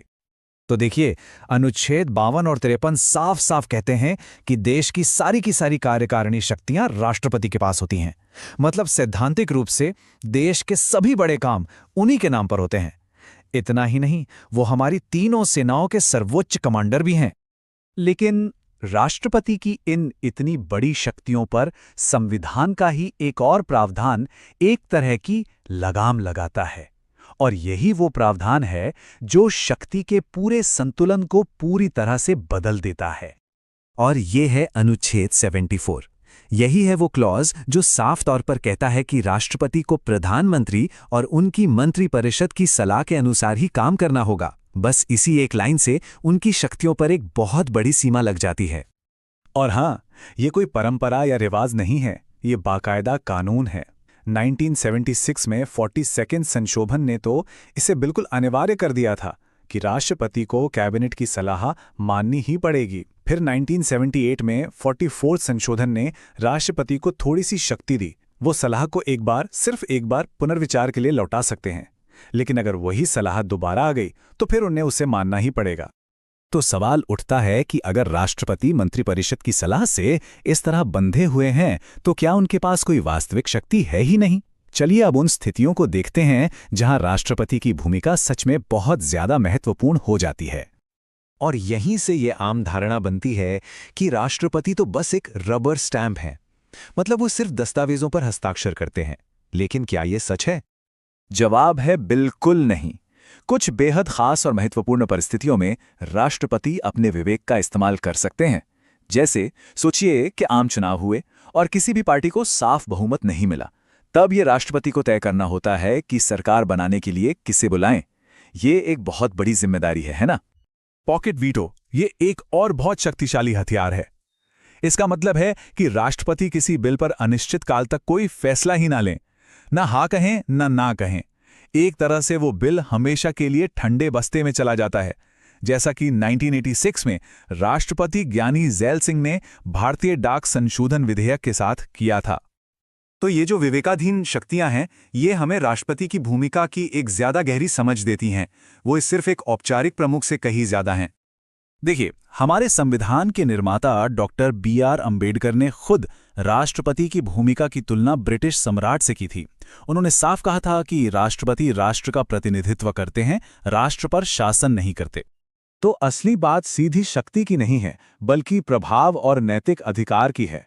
राष्ट्रपति शासन नहीं करते, बल्कि मार्गदर्शन करते हैं, और ये पक्का करते हैं कि सरकार संविधान के दायरे में रहकर ही काम करे। राष्ट्रपति एक नैतिक कंपास की तरह होते हैं। वो सरकार को सलाह देते हैं और संविधान की रक्षा करते हैं। और हाँ, अनुच्छेद 78 उन्हें ये शक्ति देता है कि वो सरकार के किसी भी कामकाज के बारे में प्रधानमंत्री से जानकारी मांग सकें। ये पारदर्शिता और जवाबदेही के लिए एक बहुत बड़ा टूल है। तो आखिर में भारत के राष्ट्रपति का पद शक्तिहीन तो बिल्कुल नहीं है, बल्कि ये एक बहुत उच्च नैतिक अधिकार वाला पद है जो हमारी लोकतांत्रिक व्यवस्था में एक जरूरी संतुलन बनाता है। तो सोचने वाली बात यह है कि क्या ये पद सिर्फ एक प्रतीक है या ये हमारे लोकतंत्र को संतुलित रखने वाली एक बहुत आवश्यक शक्ति है। कभी सोचा है कि जब देश को एक कानून की सख्त जरूरत हो, लेकिन हमारे संसद पार्लियामेंट में हो ही नहीं, मतलब संसद का सेशन ही नहीं चल रहा हो, तो फिर कानून बनेगा कैसे? आज हम संविधान की एक ऐसी ही अनोखी शक्ति को समझने वाले हैं। चलिए इसे एक उदाहरण से समझते हैं। सोचिए देश में कहीं कोई बहुत बड़ी इमरजेंसी आ गई, मान लीजिए कोई प्राकृतिक आपदा आ गई और लोगों तक फौरन मदद पहुंचाने के लिए एक नए कानून की जरूरत आन पड़ी है। प्रॉब्लम यह है कि पार्लियामेंट का सेशन तो अगले महीने शुरू होगा, तो अब क्या होगा? सरकार क्या करेगी? बस इसी सवाल का जवाब है संविधान का अनुच्छेद 123, यानी अध्यादेश। अंग्रेजी में इसे ऑर्डिनेंस कहते हैं। अब ये है क्या? देखिए, आसान भाषा में समझें तो ये एक तरह का टेम्पररी कानून है, एक इमरजेंसी कानून जिसे राष्ट्रपति सरकार की सलाह पर जारी करते हैं ताकि उस फौरी जरूरत को हैंडल किया जा सके। तो आज हम इसी पूरी व्यवस्था को स्टेप बाय स्टेप, परत दर परत समझेंगे। हम जानेंगे कि आखिर ये अध्यादेश है क्या, इसे कब और कैसे लाया जा सकता है, ये कितना पावरफुल होता है, इसकी लिमिटेशंस क्या-क्या हैं, और हाँ, एक बहुत ही अहम अदालती मामले पर भी बात करेंगे जिसने इसके इस्तेमाल की पूरी दिशा ही बदल दी। तो सबसे पहला और सबसे जरूरी सवाल, क्या सरकार जब चाहे अपनी मर्जी से अध्यादेश ला सकती है? जी नहीं। चलिए देखते हैं कि इसके लिए क्या नियम कायदे हैं। देखिए, इसके लिए 3 बहुत ही सख्त शर्तें हैं और तीनों का पूरा होना जरूरी है। पहली शर्त कि संसद का सत्र न चल रहा हो, या तो लोकसभा या राज्यसभा या फिर दोनों ही सेशन में ना हो। दूसरी शर्त, राष्ट्रपति को ये लगना चाहिए कि हालात वाकई गंभीर हैं और फौरन एक्शन लेना जरूरी है। और तीसरी, ये बहुत जरूरी है कि ये फैसला राष्ट्रपति खुद से नहीं लेते, ये हमेशा प्रधानमंत्री और उनकी कैबिनेट की सलाह पर ही लिया जाता है। अच्छा, तो शर्तें तो समझ आ गई, लेकिन अब सवाल ये उठता है कि ये जो अध्यादेश है ये कितना पावरफुल होता है, और क्या ये हमेशा के लिए होता है या इसकी कोई एक्सपायरी डेट भी है? इसका जवाब एकदम सीधा और साफ है। एक अध्यादेश में ठीक उतनी ही ताकत होती है जितनी संसद से पास हुए किसी भी आम कानून में होती है। कोई फर्क नहीं। मतलब अगर कोई इस अध्यादेश को तोड़ता है तो सजा भी वैसी ही होगी जैसी किसी परमानेंट कानून को तोड़ने पर होती है। लेकिन इस ताकत के साथ एक काउंटडाउन भी शुरू हो जाता है, एक टिक टिक करती घड़ी। जैसे ही पार्लियामेंट वापस सेशन में आती है, सरकार के पास सिर्फ 6 हफ्तों का वक्त होता है इसे दोनों सदनों से पास करवाने के लिए। और अगर इन 6 हफ्तों में ये पास नहीं हुआ तो बस अध्यादेश अपने आप खत्म, लैप्स हो जाता है। और इसी से इसकी मैक्सिमम लाइफ निकलती है। देखिए, गणित बड़ा सिंपल है। संविधान के हिसाब से संसद के 2 सेशन के बीच 6 महीने से ज्यादा का गैप नहीं हो सकता। तो 6 महीने तो हो गए वो, और फिर सेशन शुरू होने के बाद के 6 हफ्ते, तो 6 महीने प्लस 6 हफ्ते, यानी एक अध्यादेश की ज्यादा से ज्यादा उम्र बस इतनी ही हो सकती है। और हां, जरूरी नहीं कि अपनी पूरी उम्र जिए, इसकी लाइफ पहले भी खत्म हो सकती है। कैसे? अगर संसद इसे पास करने से मना कर दे या फिर राष्ट्रपति खुद ही इसे वापस ले लें तो ये उसी वक्त खत्म हो जाता है। तो ये तो हुई इसकी ताकत और उम्र की बात। लेकिन क्या ये पावर अनलिमिटेड है? क्या इस पर कोई रोक टोक, कोई लिमिटेशन नहीं है? बिल्कुल है। चलिए अब उन सीमाओं को ही समझते हैं। देखिए, संविधान ने खुद इस पर कुछ बहुत ही जरूरी सीमाएं लगाई हैं। पहली, अध्यादेश सिर्फ उन्हीं सब्जेक्ट्स पर आ सकता है जिन पर संसद कानून बना सकती है। दूसरा, ये किसी के भी फंडामेंटल राइट्स यानी मौलिक अधिकारों को नहीं छीन सकता। और तीसरा, जो कि सबसे जरूरी है, इसका इस्तेमाल संविधान में संशोधन करने के लिए तो कतई नहीं किया जा सकता। और फिर आता है सबसे बड़ा सेफ्टी वॉल्व, हमारी न्यायपालिका। अगर कोर्ट को ऐसा लगता है कि सरकार ने ये अध्यादेश अच्छी नीयत से नहीं बल्कि जानबूझकर पार्लियामेंट को बाईपास करने के लिए एक शॉर्टकट के तौर पर इस्तेमाल किया है, तो इस फैसले को कोर्ट में चैलेंज किया जा सकता है और कोर्ट इसे रद्द भी कर सकती है। और ये जो कोर्ट में चैलेंज करने की बात है ना, इसी से जुड़ा एक बहुत ही ऐतिहासिक केस है डीसी वाधवा केस। आखिर क्या था ये मामला जिसने अध्यादेश को लेकर सारी बहस ही बदल दी? हुआ यूं था कि बिहार में एक सरकार ने एक ही अध्यादेश को एक बार नहीं, 2 बार नहीं, बल्कि सालों साल बार बार री इशू किया। मतलब विधानसभा से पास करवाने की जरूरत ही नहीं समझी। जब यह मामला सुप्रीम कोर्ट पहुंचा तो कोर्ट ने इस पर बहुत ही तीखी और सख्त टिप्पणी की। कोर्ट ने कहा कि यह जो हो रहा है यह संविधान के साथ खुला धोखा है। सुप्रीम कोर्ट ने बिल्कुल साफ शब्दों में कह दिया कि अध्यादेश की शक्ति लोकतंत्र की जो मुख्य प्रक्रिया है, यानी बहस, चर्चा और फिर कानून बनाना, उसे बाईपास करने का कोई चोर दरवाजा नहीं है। ये एक इमरजेंसी का रास्ता है जो सिर्फ और सिर्फ असाधारण हालात के लिए है। तो चलिए अब इस पूरी बातचीत को समेटते हैं। इसका सार क्या है? सबसे बड़ी सीख क्या है? देखिए, बहुत साफ है। अनुच्छेद 123 एक तरह से जैसे घर में एक फर्स्ट एड बॉक्स होता है ना, वैसा है। वो इमरजेंसी के लिए है, रोज की दवा के लिए नहीं। ये एक आपातकालीन टूल है, संसद के कानून बनाने की प्रक्रिया का कोई विकल्प या सब्स्टिट्यूट नहीं। इसका इस्तेमाल तभी होना चाहिए जब हालात वाकई असाधारण हों। और आखिर में ये पूरी बातचीत हमें एक बहुत बड़े सवाल के साथ छोड़ जाती है। एक ऐसा सवाल जो हर लोकतंत्र के लिए अहम है कि तेजी से एक्शन लेने की जरूरत और दूसरी तरफ सोच समझकर बहस करके सही फैसला लेने की प्रक्रिया, इन दोनों के बीच वो सही बैलेंस, वो संतुलन कैसे बनाया जाए, इस पर सोचना बहुत जरूरी है। नमस्कार। चलिए आज बात करते हैं भारतीय संविधान के एक ऐसे पहलू की जो बहुत शक्तिशाली है और जिस पर हमेशा बहस होती रहती है, यानी राष्ट्रपति की आपातकालीन शक्तियां। तो सबसे बड़ा सवाल यही उठता है कि क्या ये शक्तियां भारत के राष्ट्रपति को एक तानाशाह बना सकती हैं? आइए इस बात की तह तक चलते हैं और देखते हैं कि संविधान ने उन्हें कौन सी शक्तियां दी हैं और हाँ, उन पर लगाम लगाने के लिए क्या इंतजाम किए हैं। सोचिए, हमारे संविधान में एक तरह का इमरजेंसी बटन है।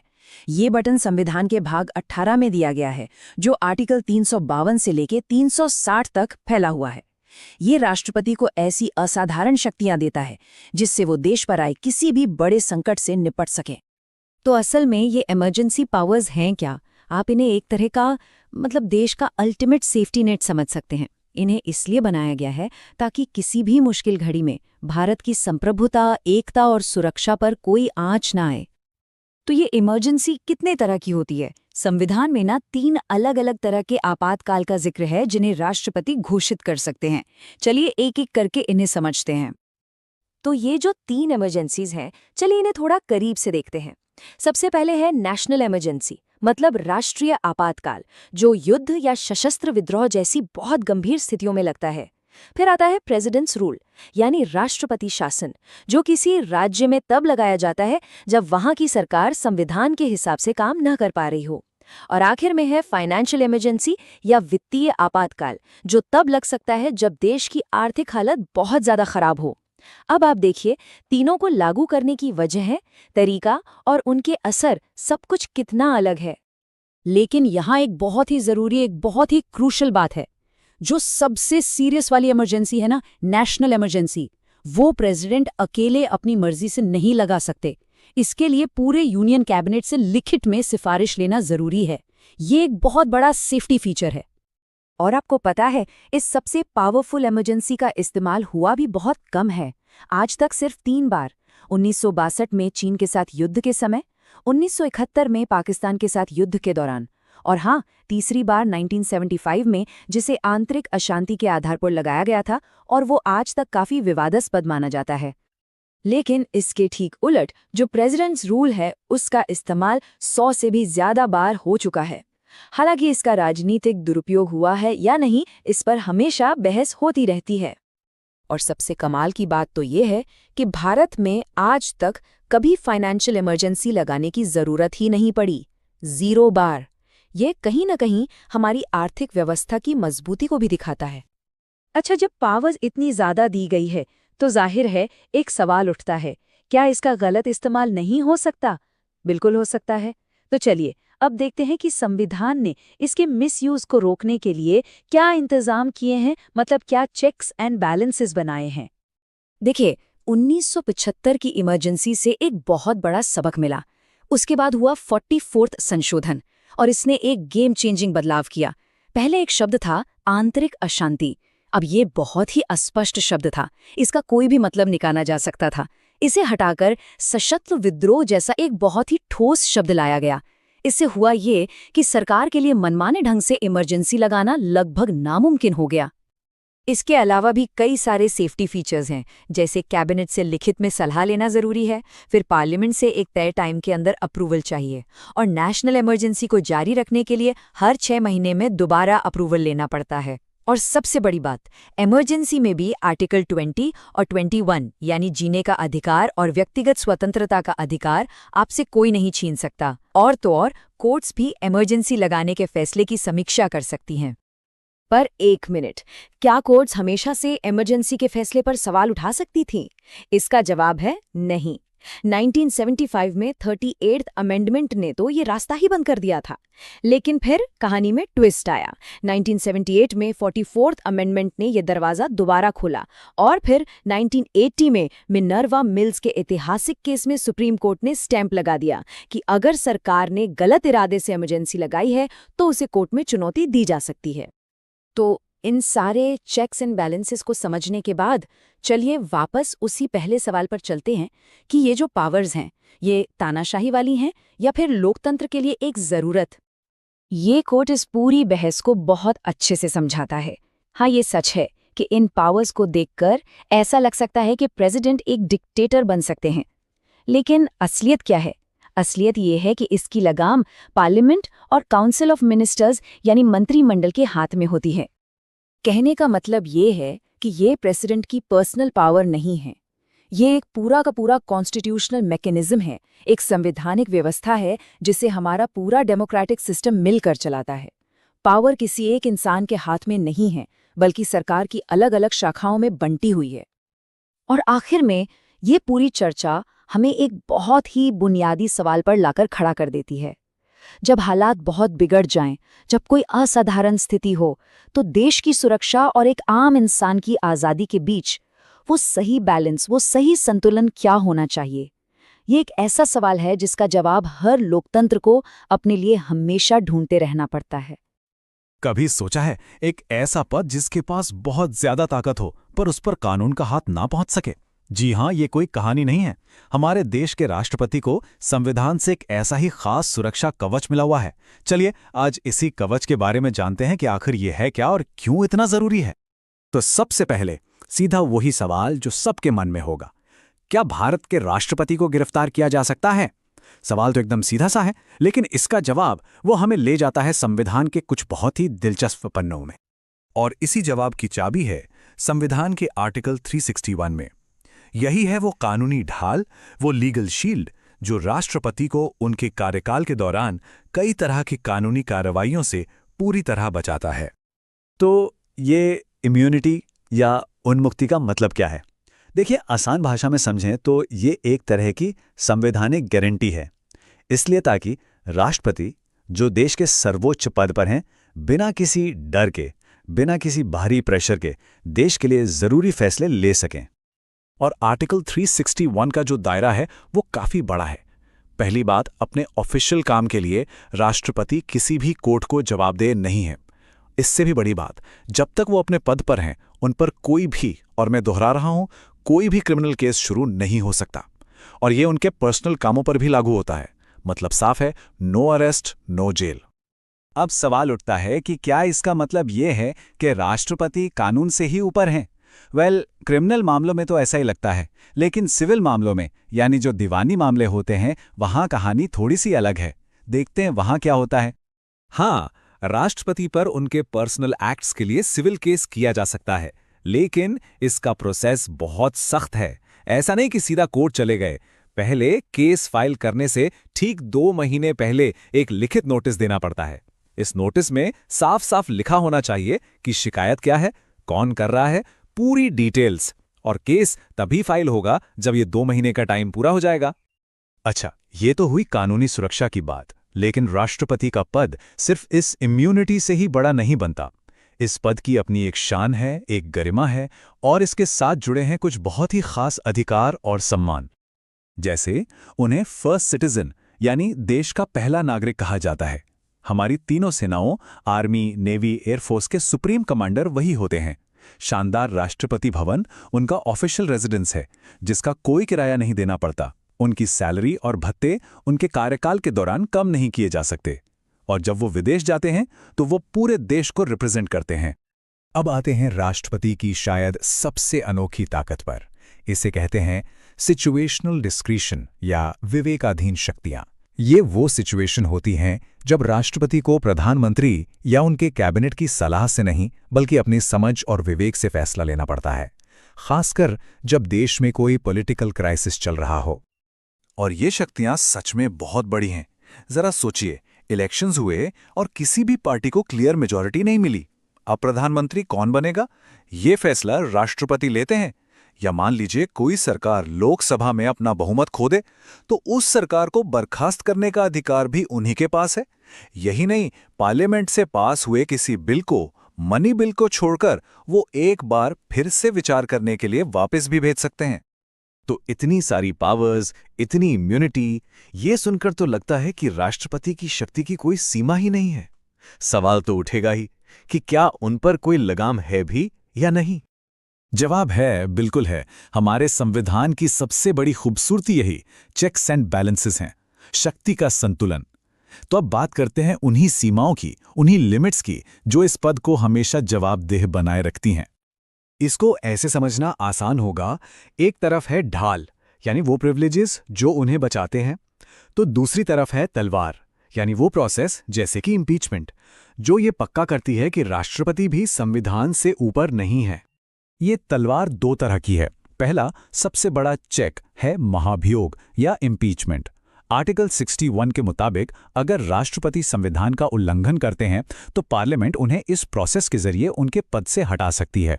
दूसरा है जुडिशियल रिव्यू, मतलब सुप्रीम कोर्ट राष्ट्रपति के कुछ फैसलों, जैसे कि किसी की सजा माफ करना या प्रेसिडेंट्स रूल लगाना, इनको रिव्यू कर सकता है, ये देखने के लिए कि सब कानून के दायरे में हुआ है या नहीं। और हाँ, एक बहुत ही जरूरी बात, ये जो पूरा सुरक्षा कवच है ना, ये हमेशा के लिए नहीं है। ये सिर्फ तब तक है जब तक वो ऑफिस ऑफ द प्रेसिडेंट में है। जैसे ही उनका कार्यकाल खत्म हुआ, वो एक आम नागरिक हैं, और उसके बाद उनके पर्सनल कामों के लिए उन पर बिल्कुल वैसे ही मुकदमा चल सकता है जैसे किसी और पर। तो इस पूरी चर्चा से हम क्या समझें? इन सब स्पेशल पावर्स और प्रिविलेज का आखिर मकसद क्या है?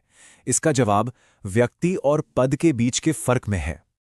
देखिए, संविधान ये प्रिविलेज किसी इंसान को नहीं देता, ये राष्ट्रपति के पद यानी ऑफिस ऑफ द प्रेसिडेंट को दिए गए हैं, ताकि उस पद की गरिमा बनी रहे, उसकी आज़ादी बनी रहे, और जो भी उस कुर्सी पर बैठे वो बिना किसी डर या लालच के निष्पक्ष होकर सिर्फ देश के हित में काम कर सके।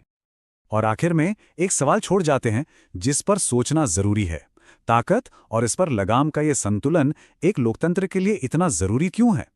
शायद इसलिए क्योंकि यही बैलेंस ये तय करता है कि कोई भी पद, चाहे कितना ही बड़ा क्यों ना हो, वो हमेशा देश के संविधान और कानून के नीचे ही रहेगा। नमस्कार। भारत का राष्ट्रपति भवन ये सिर्फ राजनीतिक इतिहास की जगह नहीं है, यहाँ तो कुछ कमाल के रिकॉर्ड्स और कहानियां भी छिपी हैं।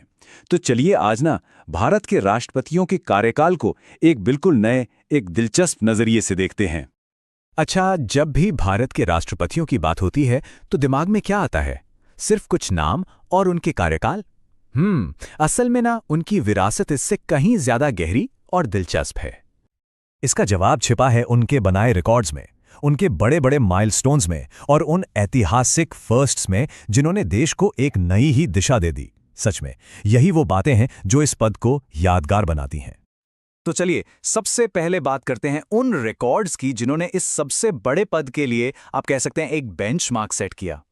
और इस कहानी की शुरुआत होती है भारत के सबसे पहले राष्ट्रपति डॉक्टर राजेंद्र प्रसाद से।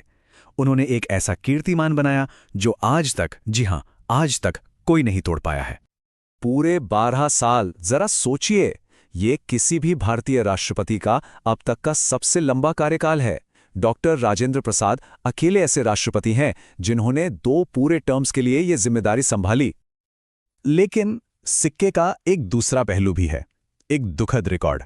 डॉक्टर जाकिर हुसैन, उनका कार्यकाल सबसे छोटा रहा, सिर्फ लगभग 2 साल, क्योंकि पद पर रहते हुए ही उनका देहांत हो गया था। कहाँ 12 साल और कहाँ 2 साल, सोचिए कितना बड़ा फर्क है।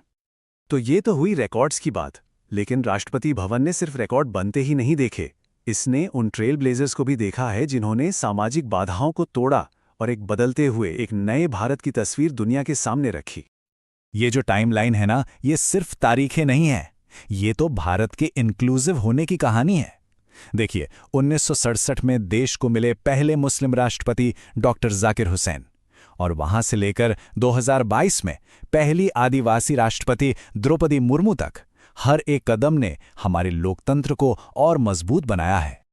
और फिर एक ऐसे ट्रेल ब्लेजर भी आए जो राजनीति की दुनिया से थे ही नहीं, बल्कि विज्ञान की दुनिया से थे। जी हां, महान डॉक्टर APJ अब्दुल कलाम। उन्हें पीपल्स प्रेसिडेंट या जनता का राष्ट्रपति यूं ही नहीं कहा जाता था, उन्होंने सच में लोगों के दिलों पर राज किया। चलिए अब जरा बात करते हैं उन अनोखे राजनीतिक और संवैधानिक पलों की, जब राष्ट्रपति की भूमिका अचानक से एकदम सेंटर स्टेज पर आ गई और इतिहास बन गया। क्या कभी ऐसा सोचा जा सकता है कि भारत जैसे बड़े लोकतंत्र में कोई राष्ट्रपति बिना किसी मुकाबले के, मतलब अनअपोज्ड, चुन लिया जाए? जी हां, ऐसा हुआ है। नीलम संजीव रेड्डी के नाम यही अनोखा रिकॉर्ड है। ये एक ऐसी पॉलिटिकल कंसेंसस की निशानी है जो आज के दौर में तो सोचना भी मुश्किल लगता है। और फिर आते हैं VV गिरी। इनकी जीत की कहानी ना किसी चुनावी थ्रिलर से कम नहीं थी। ये अकेले ऐसे राष्ट्रपति थे जो सेकंड प्रेफरेंस वोटों की गिनती के बाद जीते थे। अब सवाल यह है कि ये सेकंड प्रेफरेंस वोट होता क्या है? चलिए इसे समझते हैं। देखिए, इससे आसान भाषा में समझते हैं। वोटर्स अपनी पसंद के हिसाब से कैंडिडेट्स को रैंक करते हैं, 1, 2, 3। अब मान लीजिए किसी को भी पहली पसंद के वोटों से बहुमत नहीं मिला, तो सबसे कम वोट वाले कैंडिडेट को हटा दिया जाता है और उनके वोट्स वोटर्स की दूसरी पसंद के हिसाब से बाकी कैंडिडेट्स में बांट दिए जाते हैं। थोड़ी कॉम्प्लिकेटेड प्रक्रिया है, लेकिन इसी ने VV गिरी को राष्ट्रपति भवन पहुंचाया था। अब बात करते हैं ज्ञानी ज़ैल सिंह की और उनके एक ऐसे फैसले की जिसने प्रेसिडेंट की ताकत को एक नई ही परिभाषा दे दी। उन्होंने Indian post office amendment bill पर पॉकेट वीटो का इस्तेमाल किया। ये आज भी एक बहुत बड़ी मिसाल मानी जाती है। तो आखिर ये पॉकेट वीटो है क्या? देखिए, आसान शब्दों में ये प्रेसिडेंट की वो पावर है जिसमें वो किसी बिल पर ना तो हाँ कहते हैं ना, बस उसे अनिश्चित काल के लिए अपने पास रख लेते हैं। मतलब एक तरह से अपनी जेब में डाल लेते हैं। ये एक बहुत ही साइलेंट पर बेहद पावरफुल टूल है। और अब एक ऐसा फैक्ट जो शायद आपको चौंका दे। क्या ये जानते हैं कि भारत के एक चीफ जस्टिस भी एक्टिंग प्रेसिडेंट रह चुके हैं? जी हैं, जस्टिस M हिदायतुल्लाह। वे अकेले ऐसे व्यक्ति हैं जो न्यायपालिका और कार्यपालिका के इस अनोखे मेल की मिसाल हैं। तो हमने रिकॉर्ड्स देखे, सामाजिक बदलाव देखे और कुछ दिलचस्प संवैधानिक दांवपेच भी। अब इन सारी जरूरी बातों को एक साथ जोड़ते हैं और देखते हैं कि ये विरासत आज कहाँ खड़ी है। चलिए कुछ सबसे जरूरी फैक्ट्स को फटाफट से रीकैप करते हैं। 2 राष्ट्रपति, डॉक्टर जाकिर हुसैन और फखरुद्दीन अली अहमद, जिनका पद पर रहते हुए निधन हुआ। मिसाइल मैन डॉक्टर कलाम, हमारे पीपल्स प्रेसिडेंट। प्रतिभा पाटिल, देश की पहली महिला राष्ट्रपति। डॉक्टर राजेंद्र प्रसाद का वो 12 साल का ना टूटने वाला रिकॉर्ड। और हाँ, नीलम संजीव रेड्डी की वो अनोखी निर्विरोध जीत। यही वो नाम और कहानियां हैं जो इस पद को डिफाइन करती हैं। और कहानी यही खत्म नहीं होती। ये विरासत आज भी जिंदा है और लगातार आगे बढ़ रही है। हमारी वर्तमान राष्ट्रपति द्रौपदी मुर्मू खुद कई ऐतिहासिक फर्स्ट्स की मिसाल हैं। वो पहली आदिवासी राष्ट्रपति हैं, अब तक की सबसे युवा राष्ट्रपति हैं और स्वतंत्र भारत में जन्म लेने वाली भी पहली राष्ट्रपति हैं। ये इस बात का सबूत है कि इतिहास हमारी आंखों के ठीक सामने बन रहा है। ये सब कुछ हमें एक बहुत ही दिलचस्प सवाल पर लाके खड़ा कर देता है। राष्ट्रपति पद का अगला ऐतिहासिक माइलस्टोन क्या होगा? खैर, इसका जवाब तो आने वाला वक्त ही देगा, लेकिन एक बात तो पक्की है, ये सफर हमेशा की तरह ही दिलचस्प और देखने लायक होगा। अच्छा, जब संसद में कोई बिल पास होता है तो क्या वो सीधे सीधे कानून बन जाता है? नहीं, बिल्कुल नहीं। असल में असली कहानी तो उसके बाद ही शुरू होती है। आज हम भारत के राष्ट्रपति की उसी ताकत को समझने वाले हैं जो किसी भी बिल की किस्मत पलट सकती है। और वो ताकत है उनकी वीटो पावर। तो सवाल यही है कि संसद से हरी झंडी मिलने के बाद आखिर एक बिल का होता क्या है? क्या काम खत्म हो गया? नहीं, अभी नहीं। असल में बिल तो अब अपनी सबसे बड़ी परीक्षा के लिए पहुंचता है, और वो परीक्षा होती है राष्ट्रपति की मेज पर। देखिए, ये सारी ताकत आती है हमारे संविधान के आर्टिकल 111 से। ये आर्टिकल बिल्कुल साफ साफ कहता है कि ये कोई भी बिल कानून तभी बनेगा जब उस पर देश के प्रथम नागरिक यानी हमारे राष्ट्रपति की मुहर लगेगी। समझिए कि ये किसी भी बिल के लिए आखिरी और सबसे जरूरी चेक पॉइंट है।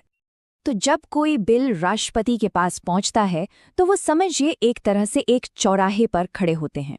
उनके सामने होते हैं 3 रास्ते और उनका एक फैसला, बस एक फैसला उस बिल का पूरा भविष्य तय कर देता है। तो आखिर वो 3 विकल्प हैं क्या? अच्छा, पहला तो सबसे सीधा रास्ता है, राष्ट्रपति बिल पर अपनी सहमति दे दे और बस देश को एक नया कानून मिल गया। दूसरा ऑप्शन, वो अपनी सहमति रोक सकते हैं जिससे बिल का सफर वहीं का वहीं खत्म हो जाता है। और तीसरा, वो बिल को एक नोट के साथ वापस संसद को भेज सकते हैं कि भाई इस पर जरा दोबारा सोच विचार कर लीजिए। अब इन अलग अलग रास्तों पर चलने के लिए राष्ट्रपति के पास कुछ खास टूल्स या ताकतें होती हैं जिन्हें हम वीटो कहते हैं। हमारे राष्ट्रपति के पास कुल 3 तरह की वीटो शक्तियां हैं। तो चलिए एक एक करके इन कह सकते हैं सुपर पावर्स को समझते हैं। सबसे पहला है एब्सोल्यूट वीटो। जैसा इसका नाम है वैसा ही इसका काम है, बिल्कुल एब्सोल्यूट। ये सबसे डिसाइसिव वीटो है। इसका मतलब है बिल को सीधे सीधे खारिज कर देना। राष्ट्रपति बस अपनी सहमति रोक लेते हैं और बिल बस इतिहास बन जाता है, वो कभी भी कानून नहीं बन पाता। पर एक दिलचस्प बात है, ये जो एब्सोल्यूट वीटो है ना, इसका इस्तेमाल हर सिचुएशन में नहीं होता। ये सिर्फ 2 खास मामलों में ही होता है। पहला, जब बिल किसी मंत्री ने नहीं बल्कि किसी आम सांसद ने पेश किया हो, जिसे हम प्राइवेट मेंबर बिल कहते हैं। और दूसरा, ये वाला सिनेरियो तो और भी दिलचस्प है। मान लीजिए एक सरकार ने कोई बिल पास कराया, लेकिन इससे पहले कि राष्ट्रपति उस पर साइन करते वो सरकार ही गिर गई। अब जो नई सरकार आई, अगर वो उस बिल के खिलाफ है तो वो राष्ट्रपति को सलाह दे सकती है कि इस बिल को खारिज कर दीजिए। अच्छा, दूसरा वीटो है सस्पेंसिव वीटो। अब जैसा कि नाम से ही लग रहा है, ये बिल को कुछ समय के लिए सस्पेंड कर देता है। इसमें राष्ट्रपति बिल को पुनर्विचार के लिए, मतलब रिकंसिडरेशन के लिए, वापस संसद में भेज देते हैं। ये एक तरह से पोलाइट तरीके से कहने जैसा है कि एक बार फिर से देख लेंगे क्या इस पर। लेकिन यहाँ एक बड़ा पेच है। अगर संसद उस बिल को दोबारा पास कर देती है, चाहे उसमें कोई बदलाव किया हो या ना किया हो, तो फिर राष्ट्रपति के हाथ बंध जाते हैं। उन्हें उस पर अपनी सहमति देनी ही पड़ती है, ये मजबूरी है। तो कह सकते हैं कि ये वीटो पावर सिर्फ एक बार ही काम करती है।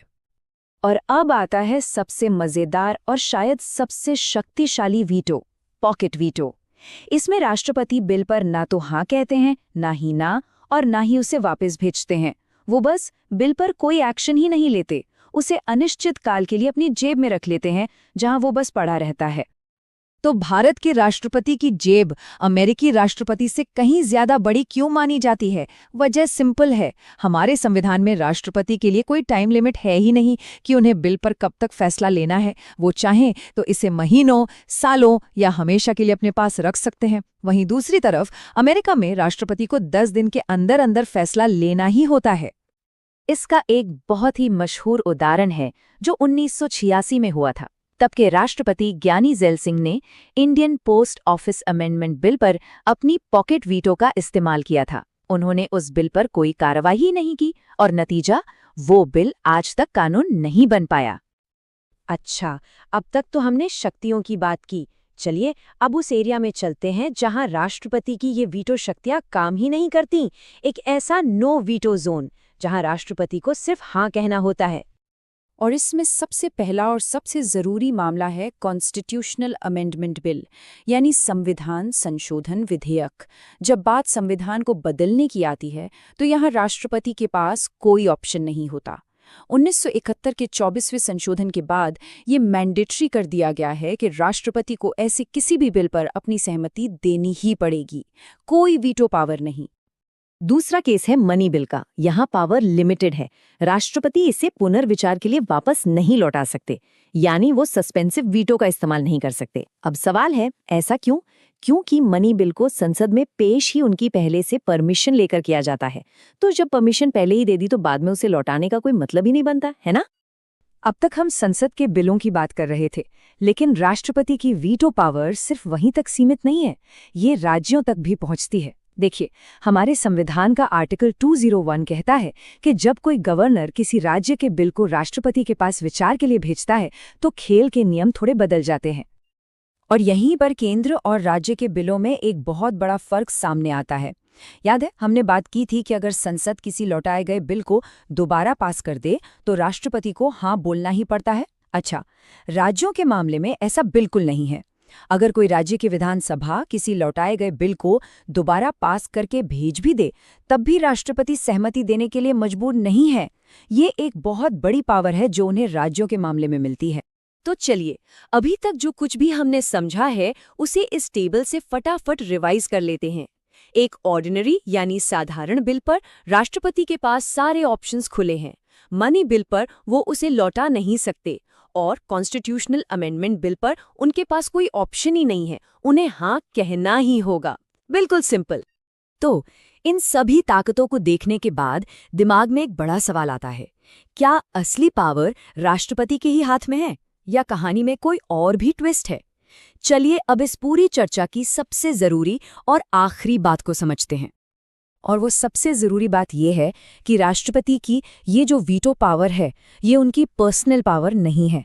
भारत की पार्लियामेंट्री सिस्टम में वो इसका इस्तेमाल हमेशा काउंसिल ऑफ मिनिस्टर्स यानी मंत्री परिषद की सलाह पर ही करते हैं। असल में ये सरकारी होती है जो राष्ट्रपति के जरिए इस ताकत का इस्तेमाल करती है। तो आखिर में सवाल यही बचता है, अगर राष्ट्रपति सिर्फ मंत्रिपरिषद की सलाह पर ही काम करते हैं तो क्या ये वीटो पावर सच में उनकी अपनी है या फिर वो सिर्फ एक नाम के प्रमुख हैं? इस पर जरूर सोचिएगा। नमस्कार। भारत का राष्ट्रपति भवन ये सिर्फ राजनीतिक इतिहास की जगह नहीं है, यहाँ तो कुछ कमाल के रिकॉर्ड्स और कहानियां भी छिपी हैं। तो चलिए आज ना भारत के राष्ट्रपतियों के कार्यकाल को एक बिल्कुल नए, एक दिलचस्प नजरिए से देखते हैं। अच्छा, जब भी भारत के राष्ट्रपतियों की बात होती है तो दिमाग में क्या आता है? सिर्फ कुछ नाम और उनके कार्यकाल?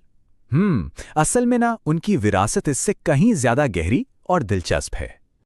इसका जवाब छिपा है उनके बनाए रिकॉर्ड्स में, उनके बड़े बड़े माइलस्टोन्स में और उन ऐतिहासिक फर्स्ट्स में जिन्होंने देश को एक नई ही दिशा दे दी। सच में यही वो बातें हैं जो इस पद को यादगार बनाती हैं। तो चलिए सबसे पहले बात करते हैं उन रिकॉर्ड्स की जिन्होंने इस सबसे बड़े पद के लिए आप कह सकते हैं एक बेंचमार्क सेट किया।